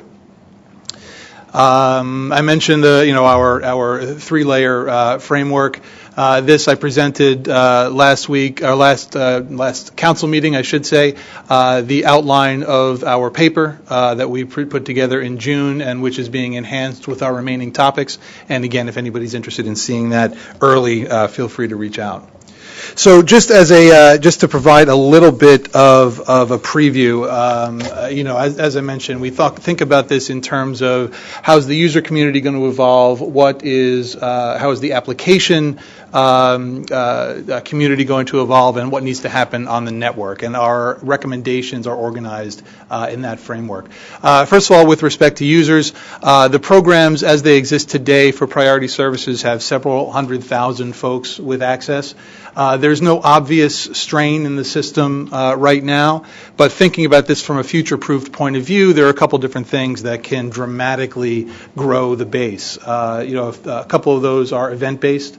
There are a number of possibilities. CSRIC 2 actually did a study that in the case of a pandemic, where you've got an event that's going on for a long period of time, the number of priority services users that require special access could grow into the millions very rapidly. Beyond that, even without thinking about a particular event, when we start thinking about IoT, the number of humans may be somewhat steady with respect to priority access, but the number of endpoints sending and receiving communications, very quickly dwarfs the existing base. So that brings up a number of challenges with respect to registration, ordering, billing, just sort of administration of the user community. Even though there may be a human being behind every one of those devices, registration and provisioning, could stand for some additional automation. There's also, as the user base increases, there's increased potential for unauthorized access. So we talk about how to potentially deal with that. Beyond users, we begin to talk about applications, and what we're really talking about is a refinement of application classes, where we've been heavily focused on voice up until this point. Video is just now getting started. What we're talking about is zooming out a little bit and talking about a set of QoS classes that could cover anything from push-to-talk, streaming, conversational, website access, and so on. We also have some recommendations about creating a role, creating some expectations with respect to some application providers, content providers, infrastructure providers, and so on, which are now in that supply chain with respect to priority access to information. On the network side, the big topic is preemption. As you identify a broader and more precise hierarchy of users that is now much bigger than it used to be, some guidance with respect to in what cases can traffic actually be preempted. We'll need some assessment. We spent some time talking about that. And then finally, we get into opportunities to seek commonality of priority services models for communications that cross between domestic and international networks. With respect to FirstNet, and we talked a little bit about this. In particular, we're talking about the scenarios where a priority communication can potentially traverse the public first responder network and the commercial network. These cases may be limited, but we think that it's worthwhile talking through how those are expected to work, particularly in the areas of local control over priority, and also, once again, under what cases is preemption expected or possible. So specific to IoT, we've taken the extra time that we've had to begin to try to make sense of some of this. Very much in the eye of the beholder, in terms of what it means. What we've attempted to do is identify a set of use cases for specific to a class or category of device. We talk a little bit about how wearables, from a health monitoring point of view, from a surveillance point of view, may end up as part of a priority services community. We talk about things like environmental sensors. And then we also talk about utilities and infrastructure management, each of which can be categorized as a particular application class. And ideally, your priority services framework can intelligently interact with all these things when you begin to prioritize, even amongst priority access users. At the moment, what we're finding is, from a commercial point of view, all this is moving very, very rapidly. There isn't really a policy gap for us to address right now, but these are things that we should be thinking about, as we talk about how the services evolve. So we get into that a fair amount. And then finally, and this was in your recommendation, Admiral, we talk a little bit about anti-spoofing. For those not familiar with the STIR and Shaken protocols coming out of the Robodialing Task Force, and I think as acronyms go, these are particularly inspired, even forgetting about what they actually do. I wanted to give credit to the people who put that together. Shaken, not STIR. Shaken, yeah, well, precisely. So basically what this is providing end-to-end security of a communication, right? And the recommendation that we include is an extension of those protocols. Right, to allow for both the signing at the origination and the verification at the other end to account for authenticating a particular communication as priority. So this has again straight up security implications, but also just ensuring that you're not overloading the platform, overloading the priority network. So that's kind of a preview of what is in the paper. As I said, we're going to take the next 3 months and continue to refine not just the FirstNet aspects of what we're talking about, but we'll continue to bring in SMEs with the time that we've got in order to make this the best deliverable that we can in the time that we have. And then we'll be including some recommendations for what future CSRICs can look at. Yes, thus endeth the Working Group 8 presentation. And happy holidays to everybody. I'll take questions.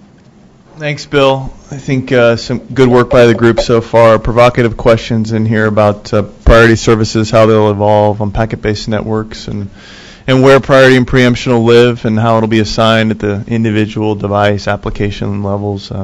Pretty interesting questions that we'll probably be working on for a little while to come. So thanks for everything you've done so far. Any questions or comments here in the room or on the phone?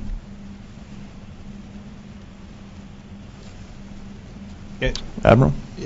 Bill, really good work. Looking forward to see the final report in March. It strikes me that the Shaken STIR authentication recommendation is one that when the final report is produced, that the FCC should pass to our colleagues at DHS that run the Priority Services National Security Emergency Preparedness Program Office for Priority Services, because it would be a long lead item for federal, state, and local agencies to develop the identity, credentialing, access management to ensure that those endpoints can, in fact, present authentication to providers, and we'll want to make sure that the government's programs can begin to get ahead of that. Totally agree. To really bring this into, you mentioned the policy gap, and while we may not have a policy gap today, I'm not sure we don't have a policy gap tomorrow. I think that's exactly right. I think that's where that's what we're trying to anticipate. Yeah, right. And as I look at, while IoT is ahead of us, ICS and SCADA is not ahead of us, right? And today, ICS and SCADA that relies on IP backbones, on broadband service, is commingled with entertainment, regular web access, telephony, and one doesn't have to think too hard to imagine a number of scenarios where terrorist action blows something up in an urban area. You're dealing with those explosions. You have a flood of use of communications, and you want ICS and SCADA packets to make it through now a constrained and damaged surviving communications infrastructure to get to closing the gas valves that are providing natural gas underneath the city.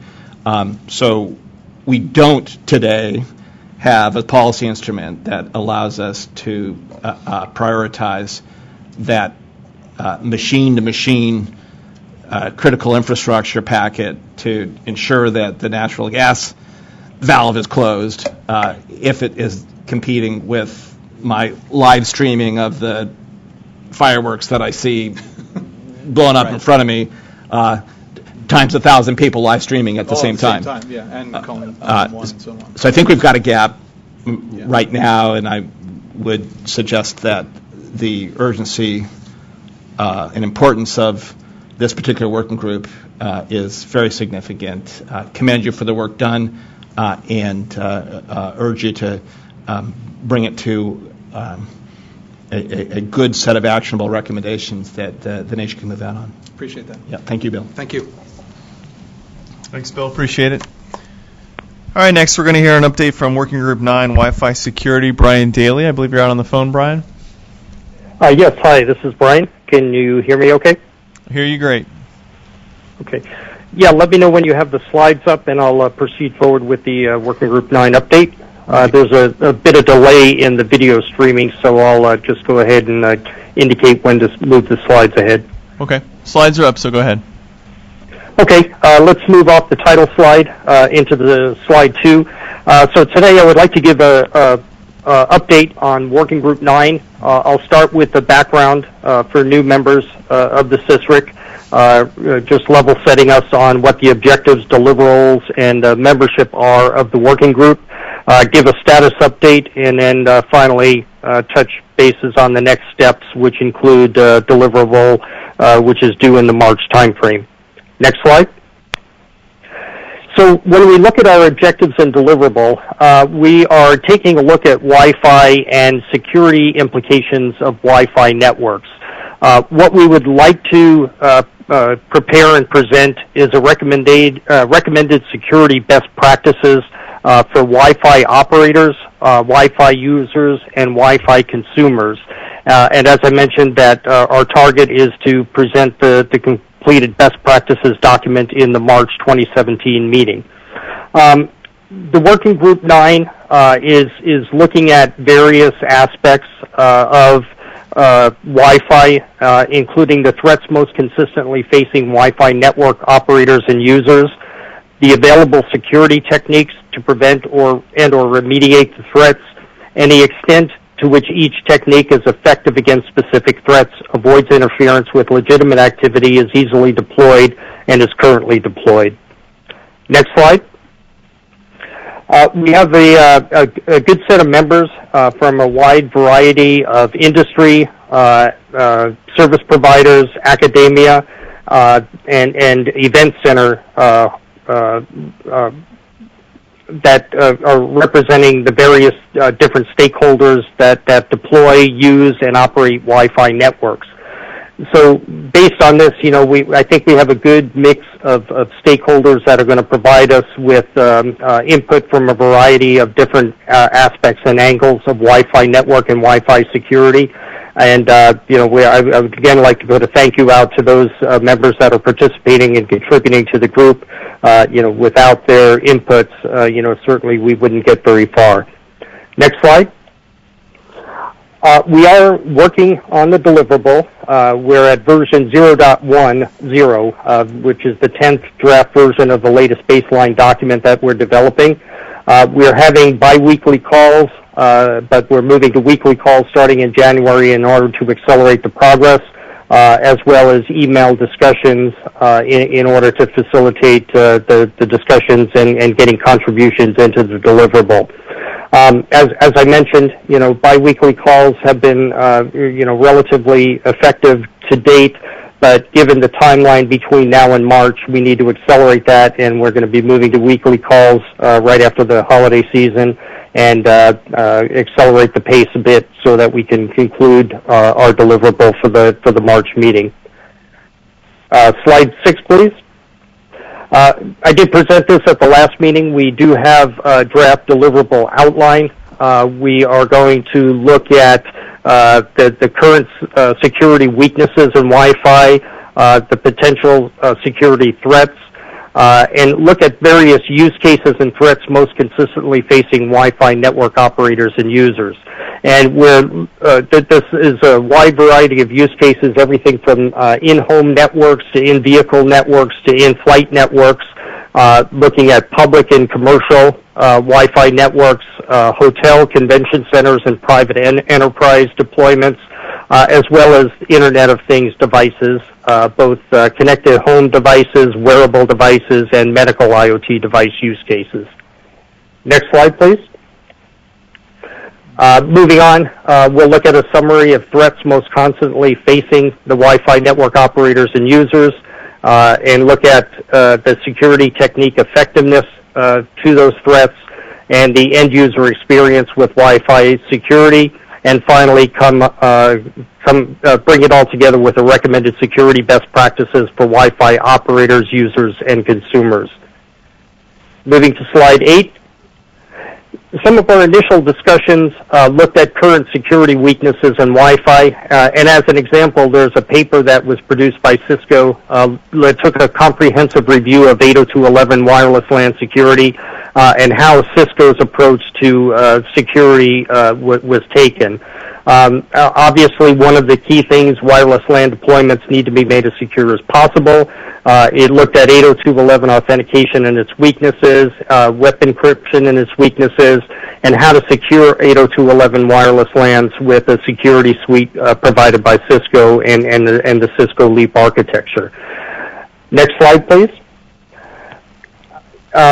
We are defining the use cases based on various groupings, and as I mentioned, the groupings include the in-home case, the commercial, hotel, and private enterprise cases, the convention center and public municipality use cases, and finally the IoT use cases. We've also identified a number of threats which are listed on the right-hand side of the screen. I won't go into each one of these in detail, but they will be covered in the white paper when we conclude the paper. But these potential threats will be mapped into each of the use cases so that we can identify which threats apply to each use case. Next slide. On slide 9, we also had a lot of discussion on the threats to Wi-Fi. And one of the things we first tried to define is what is a threat? What is an attack or compromise to a cyber system? And when we looked at the system behavior that's defined within a specification for a particular cyber system, attacks or compromises really are the attackers invoking unanticipated or unintended system behavior. It's not really some magical or supernatural power. For example, if we look at the Wi-Fi specifications, what that calls for is a Wi-Fi device sending messages to one another by broadcasting over a radio channel with the goal of emulating a point-to-point link between the two and devices. If we put a third-party device in there, or any other radio receiver listening on the same broadcast channel, they can receive that message that's going between those two devices. And that's behavior that's not intended by the Wi-Fi specification. The Wi-Fi specification really says it's sending messages between two devices. Adding another radio listening in on the same broadcast channel is not an intended behavior by the spec. So an easy attack against an unsecured Wi-Fi network is to utilize this unintended behavior to eavesdrop on messages exchanged between the devices. This example, is one that brings us to the conclusion that security is a global property. One vulnerability anywhere in the system can lead to a compromise of the entire system, and we have to trade off security against all the other global system properties, including performance, cost, energy consumption, usability, etc. And the system architecture is going to provide the roadmap for attacks on the system. Next slide. So the first job for any cybersecurity project, we need to look at adversary models appropriate to its needs, and this is the only way we know how to identify what security problems need to be solved. The goal then is we want to deter or otherwise mitigate an adversary with the assumed skills, So it's no longer possible to use these skills to expose unanticipated system behavior. It falls back to that example of what I mentioned earlier about the Wi-Fi specification is the transfer of data between two endpoints, and an unanticipated behavior is putting a third listener into that stream, and they can receive the communications. Well, we want to try to expose those unanticipated system behavior and deter those unanticipated system behaviors by identifying them up front. Next slide, please. If we look at other link technologies based on physical wires, what we find is that Wi-Fi enhances a network adversary's ability to accomplish three types of compromises. Anyone with a radio receiver tuned to the right frequency and is close enough to the transmitter can capture a message sent over the channel. Anyone with a radio transmitter on the Wi-Fi with a Wi-Fi receiver can send messages on the channel, and anyone with a radio transmitter can jam a Wi-Fi channel used by other devices within the radio transmitter's area of influence, as determined by the effective radiated power of the transmitting device. So these are additional enhancements, and what Wi-Fi gives an adversary additional mechanisms to compromise a Wi-Fi network that potentially may not exist, for example, on a physical wire network. Next slide. We then had discussions on what are the biggest threats against Wi-Fi networks, and many non-security professionals rank the threat against Wi-Fi's confidentiality as the one requiring the most urgent attention.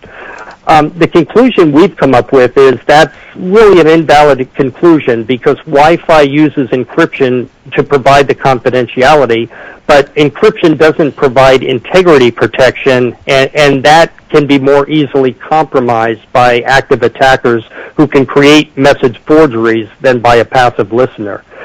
For example, with WEP, which was the original Wi-Fi encryption scheme, you can do bit flipping attacks, which results in a completely valid forged Wi-Fi message, even though the attacker lacks access to the WEP encryption keys. So as a practical matter, however, integrity mechanism is needed to derive benefit from encrypting Wi-Fi messages.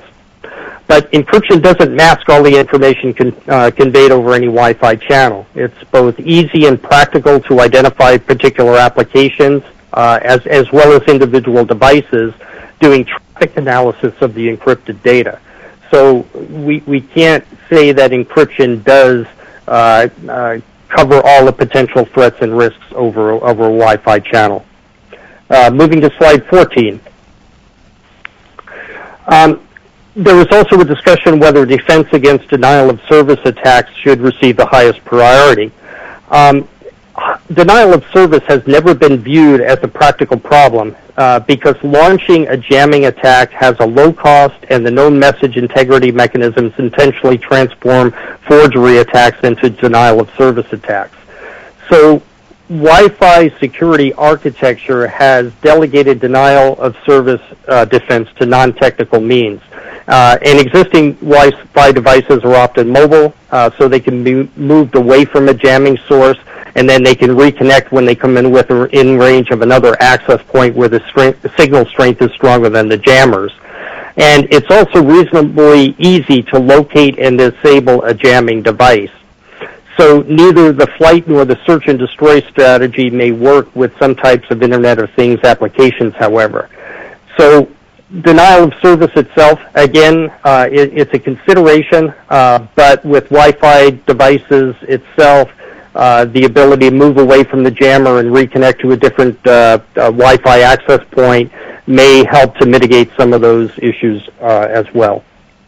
Moving to slide 15. So in summary, maintaining message integrity should be a central design goal for Wi-Fi security, with confidentiality as a secondary goal, and denial of service mitigation may not be a goal at all. Off-the-shelf, easy-to-use, and low-cost tools exist to launch attacks against Wi-Fi confidentiality, integrity, and availability, And given that it's relatively easy to launch such attacks that has not been secured, it seems prudent to utilize Wi-Fi security mechanisms as much as possible. Slide 16. We also looked at and noted that there are other initiatives related to Wi-Fi security that have been ongoing and concluding. First, the NTIA has a multi-stakeholder process looking at the Internet of Things security, upgradability, and patching.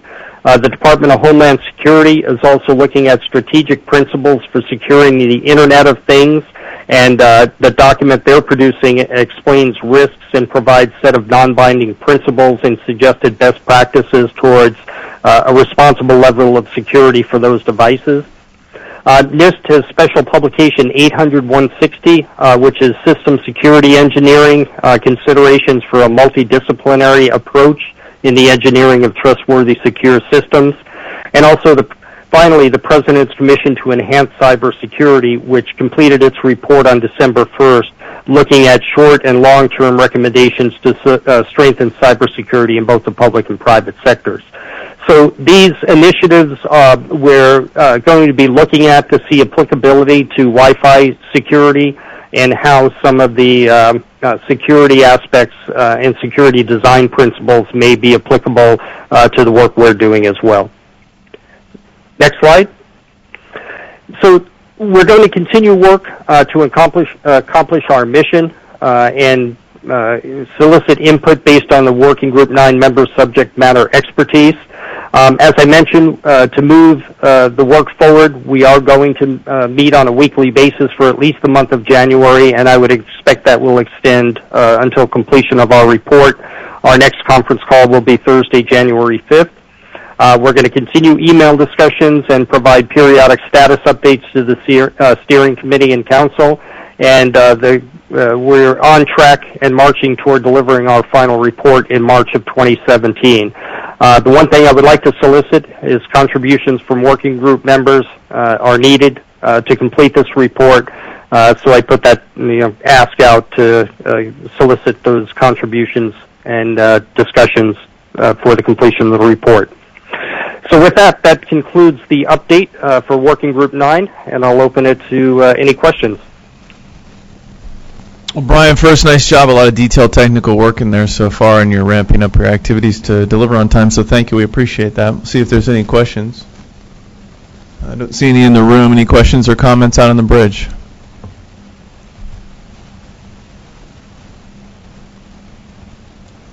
Okay, Admiral. Brian, great work. Appreciate the details so far. One comment on jamming. While you described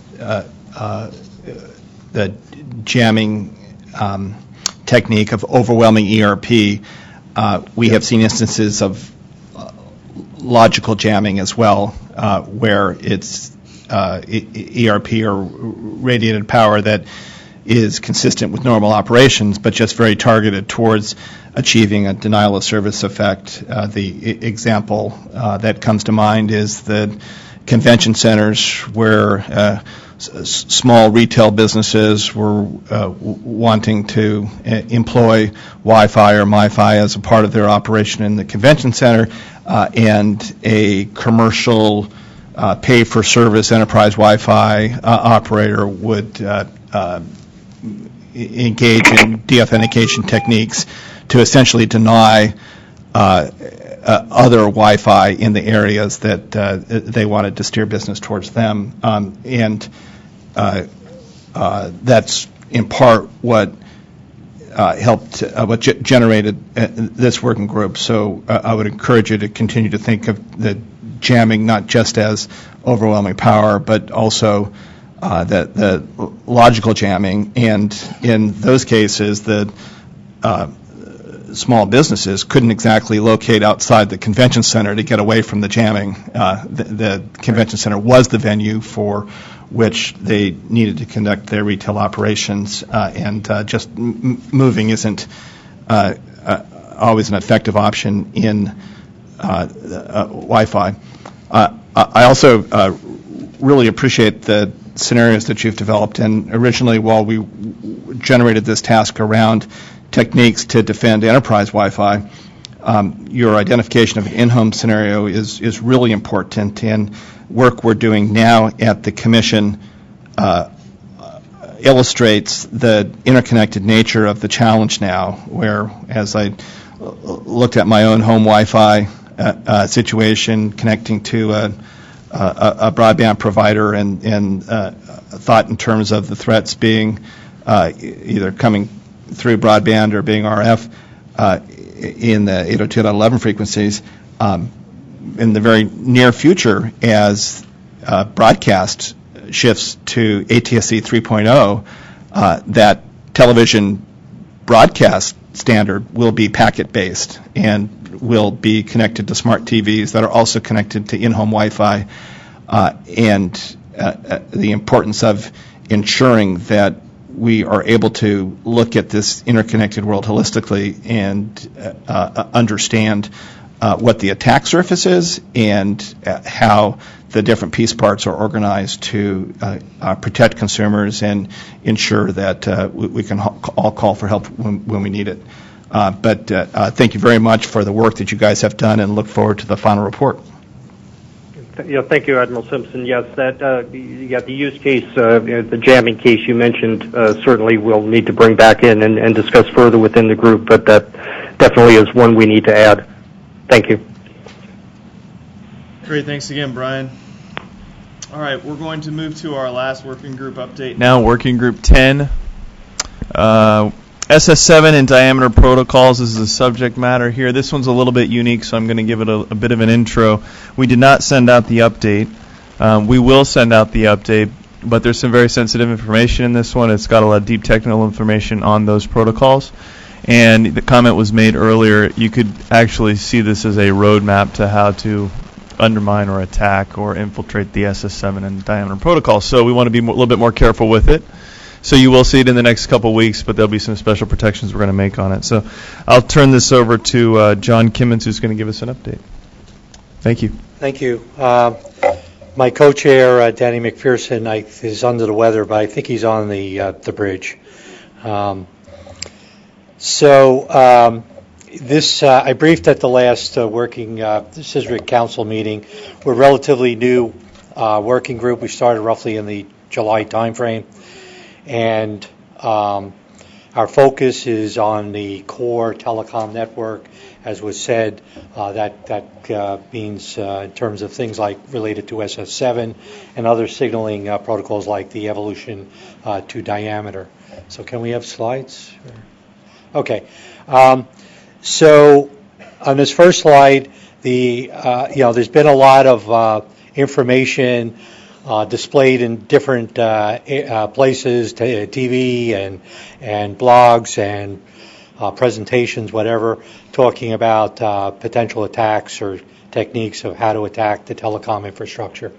Okay, so this working group was started to look at that and get a realistic risk assessment view on those kind of threats and types of attacks, and then make recommendations to the CSRIC Council as well as the FCC. So, so again, the focus is on the core network. The working group has been had a lot of discussion on scope. We're not trying to solve, from the mobile device problem or the access network problem. We're focused in on the core network in terms of the signaling types of protocols, the interconnection between carriers and service providers, and things like that. So on the bottom there, we basically have two deliverables. And one is a interim risk assessment report that we have produced, and I'll say a little more about that in this presentation to kind of talk about what we covered in that report, some of the controls that we believe are necessary over that report. And then we're on target to produce a final report at the March meeting that talks about, again, risk mitigation strategies and recommendations that we believe need to be taken. And I'll talk a little more about that in terms of our work plan going forward, and then some of the things that we see in terms of recommendations. So we as I said, I think I said, we have weekly calls, and we have approximately 20 members of the working group, and cuts across the service providers, the government, as well as suppliers. So it's a very good mix, a lot of expertise and experience in terms of knowledge about how the network works, what's really happening in the network, and things like that. So it's we have as I said, a very, very solid working group. So we have produced an interim report, and I'll in a slide or two talk about the table of contents. But we had brought up the issue at the last briefing that we believe that the working group members believe that some of the things when we start looking at how people attack networks and get into tactics and techniques and things like that, that it really gets sensitive. Okay, so we believe that has to be protected. So we have produced two versions. One is the public version, and the second one is the full version. Okay, and the full version has more of the detail. The public redacted version has a few sections that are not available. And we have worked with Stephen McKinnon and Suzanne of the FCC in terms of what's the mechanism that we'll put forward in terms of CSRIC council members that want to see the full report. Okay, so there'll be a letter going out, and to basically you have to sign, and then you'll protect the information. So we're not trying to make it an onerous process or anything like that, but we also believe as we go forward, we're collecting a lot of sensitive information from all different sources in terms of different types of attacks. And then as we go forward in terms of the final report, there most likely will be a similar type of control over some of the content. So in our deliberations, as I said, we have a great group, but we've also had outreach to subject matter experts. On the slide, you'll see people who are working in the field, people who also have a lot of international expertise in terms of what's going on internationally, and what's happening in standards, how people are attacking networks. Karsten Knoll, security research, he's been talking about this for many years, and we captured a lot of his information in the report, and I'll talk about that in a few minutes. Same thing, Brian Collins, again, another one, in terms of working in the field, looking at real signaling traffic related to various carriers. So in the report, we provided background, how are these signaling technologies used in wireline networks, mobile networks, how is the evolution happening, in terms of the SS7 network and that protocol, and moving towards diameter, which has, different architecture, different kind of protocol and structure to it. So to give enough background in terms of the evolution of the technology and some of the details when we talk about risk mitigation and things like that. We provide a view in terms of how do you structure, a threat analysis in terms of what types of threats are we looking at, what are the types of targets that, would be in the network that would be of interest. Where is information being stored about either a subscriber or some routing information or whatever. Okay, so trying to give some structure, and then also to, start putting a methodology together in terms of how people attack networks. Okay, in terms of what they're trying to get access, they're trying to generate, probe the network to get more information, et cetera, et cetera. So, and then we start covering what's being done. Okay, there is work being done by the carriers to do risk, detect malicious traffic or potentially suspicious traffic or whatever. And there's products out there to help in this area. And so we also are trying to give a global assessment, because this is not just we're focused on the U.S. network, obviously, but there could be launching pads from outside the United States that could potentially impact what's going on here. So I'm not going to walk through in detail. This is just giving you a view in terms of the table of contents and the different types of topics that we're covering.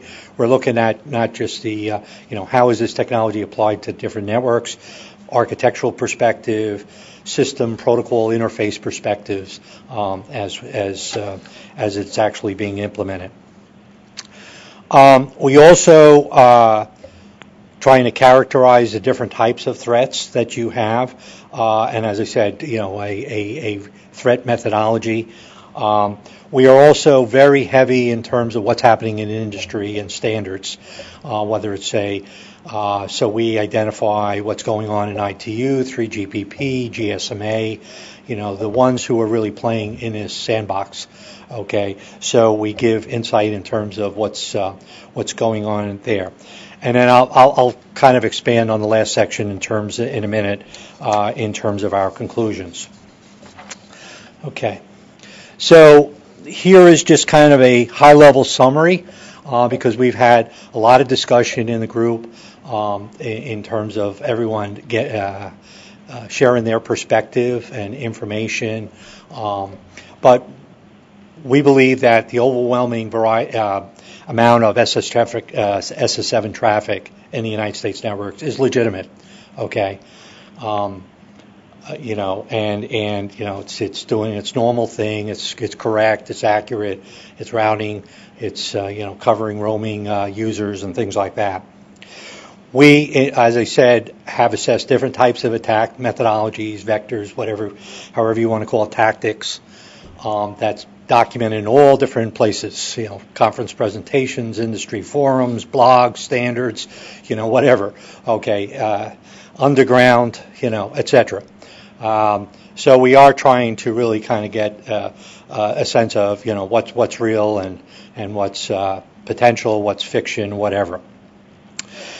We also recognize that interconnection is obviously a big issue here in terms of how do you get access, okay? And, with the evolution of the business models and players in the telecom industry, no surprise, there's more access and a variety of types of entities out there that potentially may not be that trustworthy. Okay, surprise, surprise. Okay, so we have to recognize that there's a lot of things at play here that is working in this interconnection space. Okay, that we also have new services coming forward and issues with SMS security and confidentiality and all that. That's playing here too. John, yes. I just want to seek a clarification. The additional set of players. Yes. Some of those that we're concerned about aren't necessarily not trustworthy. Correct. But they haven't invested in trust integrity in the same way some of the larger players have. Yes. Well, that could be. And then obviously there may be some unscrupulous players out there that are connected in. On the margin. Yeah, So there's a whole mix of all different flavors that are interconnected at some level, directly, indirectly, whatever. Okay, getting back to the slide. Okay, so the last bullet there. There's obviously different motivations when somebody's attacking anything. Okay, but common set here is potentially tracking an individual, location tracking, interception of a call, fraud, denial of service, or whatever. Of targeting an individual or a group of individuals. So, there's all different kinds of motivations that could potentially be at work here. Okay.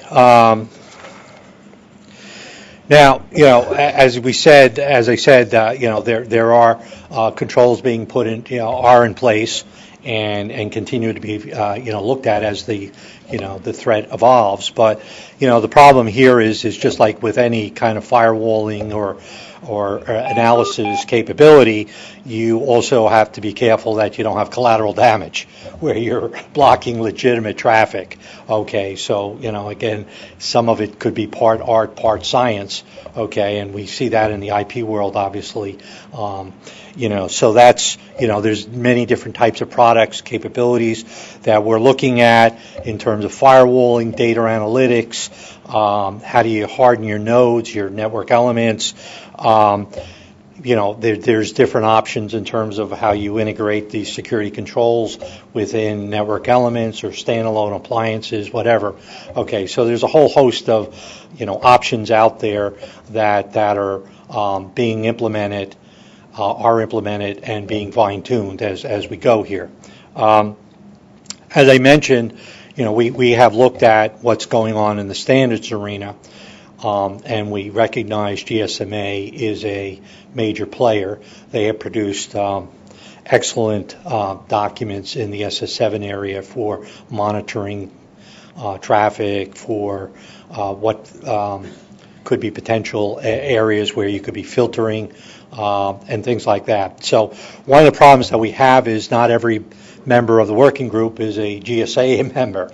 Okay, so we've had to work the liaison between GSMA and our working group, and working with Suzanne and Stephen and GSMA, we have a path forward here, again, where the non-GSMA members can sign a document that they can have access to the GSMA document specs that are relevant to this area, so that everybody on the working group will have the same body of knowledge, from GSMA material.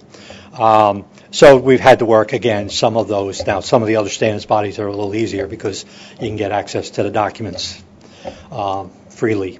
But anyway, we are trying to leverage. We're not trying to reinvent the wheel here.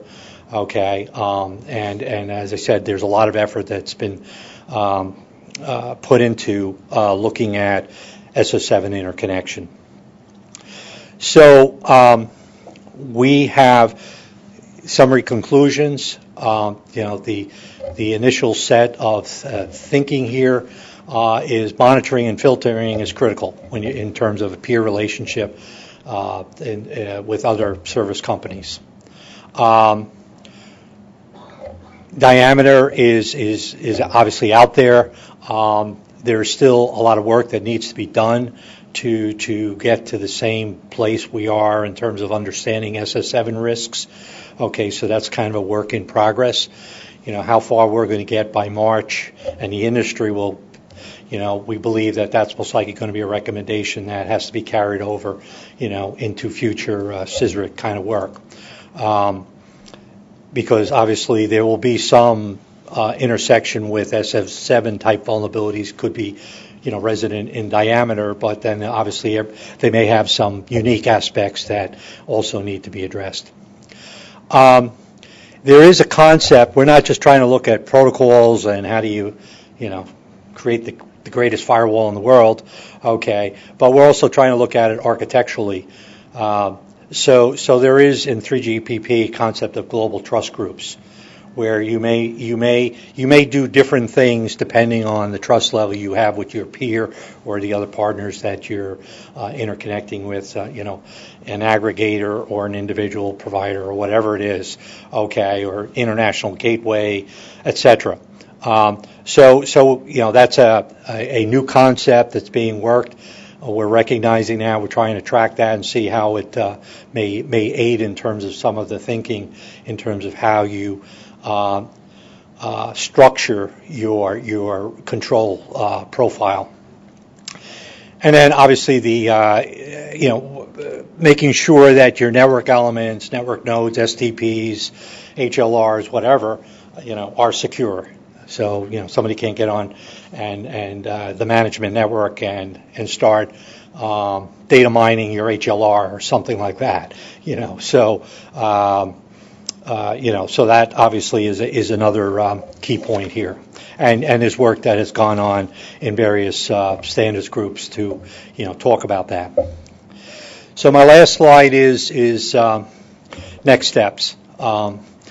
So again, we're continuing to leverage the industry expertise and what's happening in standards. We're trying to be more precise in terms of how we characterize threat. Okay, in terms of impact to the network. Is there impact to subscribers? Is there potentially impact to a communications critical infrastructure element? Things like that. Not just making general statements. We're also trying to get more data, so we have a better characterization. So that's. We also are looking at the current defensive mechanisms in terms of, where is it placed in the network? What's, the pros and cons of that? Protocol layers, will matter in terms of what you're looking at. And then, the bottom line is obviously we're going to be providing recommendations in terms of where we are in terms of our analysis, what we believe, needs to be done to deal with, the evolving threat as we see it. And then, as I said, it could be some of it would be for future work. So that's, I guess, the end of my prepared remarks. Questions, comments? I see some members of the working groups here, so I want to make sure that I characterize what we're dealing with. There's been a lot of lively debates in terms of how we characterize threat and attacks and things like that. So we're trying to, get our better handle on that, and as I said, how we characterize it in our language in the report appropriately. So I read in your report 6.5 billion people you estimated worldwide rely on these protocols, largely trust-based protocols for communication. So pretty important work you're all doing. We appreciate that. Any questions out there on the bridge or comments?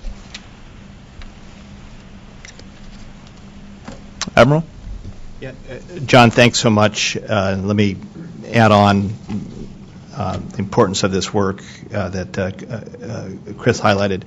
A couple of questions that trust groups seems like a great concept that would allow us to retain the worldwide interoperability, but allow there to be a more graceful degradation than we have in the system today should it come under attack, and allow a damping of an attack that might otherwise have significant scale effects. Am I looking at that right? I guess that's one way to look at it. I guess I also look at it that depending on how you characterize your peers or your interconnection points, you may have different levels of controls in depending on where they are on the scale of trust. Okay. But still retaining worldwide interoperability. Of course. Interoperability, yeah. As I said, the number one goal here is that not to affect legitimate traffic. Yeah. And then I didn't explicitly see control node authentication, but I did see IPsec. Is the authentication just an included part of how you would employ protection of the packets between control nodes? I guess it's still being, talked about in the group, okay, in terms of how we calibrate the threat and then what additional overlays, controls and where we have to put the controls architecturally, so. But controls to distinguish a valid control node versus an invalid control node. And we're trying to also analyze, obviously, where, what the risk is, and then what's the cost of implementing a particular control is, there's got to be a relationship there too. Now I know that IPsec and things like that have been proposed, but there hasn't been a lot of adoption, okay, for a lot of reasons, business reasons, technical reasons, whatever. Okay, so that's something that we're trying to factor into our thinking. Okay, so what I'm reading into that is that one could go ensure that there's authentication for every control node, but that might be expensive. Well, you may be extending that a little, interpreting my words a little further than I'm ready to go. Within a trust group, that maybe the authentication is that trust well, group. Well, is yeah, if is there a potential scenario where you really don't have any trust with this other peer, and and you may be demanding, additional authentication or whatever, because you don't think that your filtering or data analytics will be sufficient. Is that a potential? Potentially, yeah. Yeah, and it might be served up then instead of an individual node, which would be very expensive in a legacy architecture to go back and update by the trust group that node sits in. Right. Yeah. Okay, I'm following you. Let me close with this is a significant interest for the nation, certainly significant congressional interest, and I fully expect that there'll be some of the offices on the Hill that will want to have access to that information that we make available, that you make available to the CSRIC group. So please know that that sharing will include the offices on the Hill that want to see it. Well, I'll rely on Suzanne to work her magic in terms of access control. Okay. Yeah. Thanks, John. Okay. Thank you, John. Appreciate it. All right, I just have some final bookkeeping here, or housekeeping rather. If I'll turn it over to the Admiral, if you want to close this out, and then I'll finish up.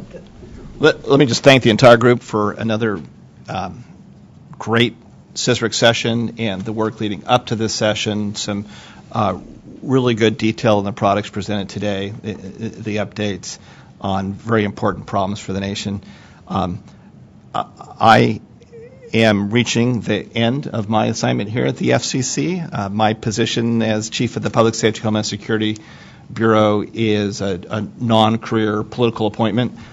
So when Chairman Wheeler resigns at the end of the current administration, January 20th, that will be my last day at the FCC.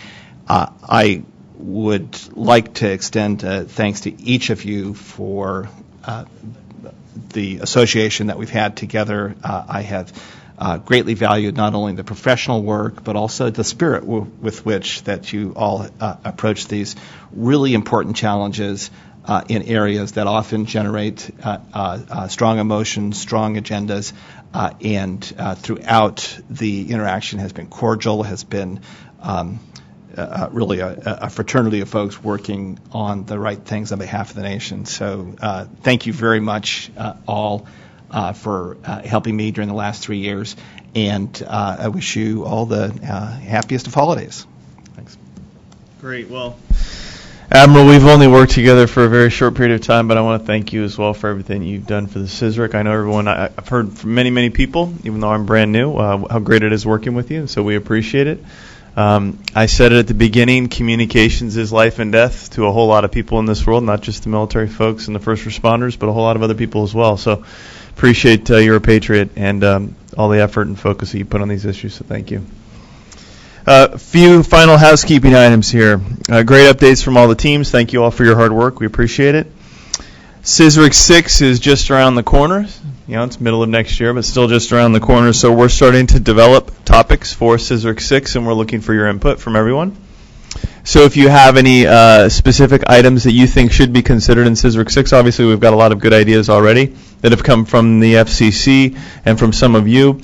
Please email those directly to myself or Allison. We would love to take a look at them, and then we'll eventually get them in front of everyone. And then secondly, along the same lines, is council membership. So start thinking about whether you're going to continue as a council member, whether someone else from your company or business is going to take your place on CSRIC 6, and if there are any companies out there that are not represented currently that you think would be good to represent. We're always looking for new, innovative, and dynamic ideas. So anybody that's not on the CSRIC right now that we would like to include, we'd love to hear those ideas. The next CSRIC meeting, the final CSRIC 5 meeting, will be on March 15th. So put that on your calendars. And during that meeting, we will hear from five working groups that are left over. That's Working Group 5, 7, 8, 9, and 10, and we will hold votes on each of those 5. So this proves to be an exciting meeting. Don't miss it. And last but not least is enjoy your holidays. Have a Merry Christmas, a Happy New Year, and it's been great serving with all of you so far. I know I'm new, but I'm looking forward to more. Does anybody have any questions or comments before we adjourn? Anybody on the phone? All right. Enjoy your holiday. Thanks, everybody. Have a great day. Thank you.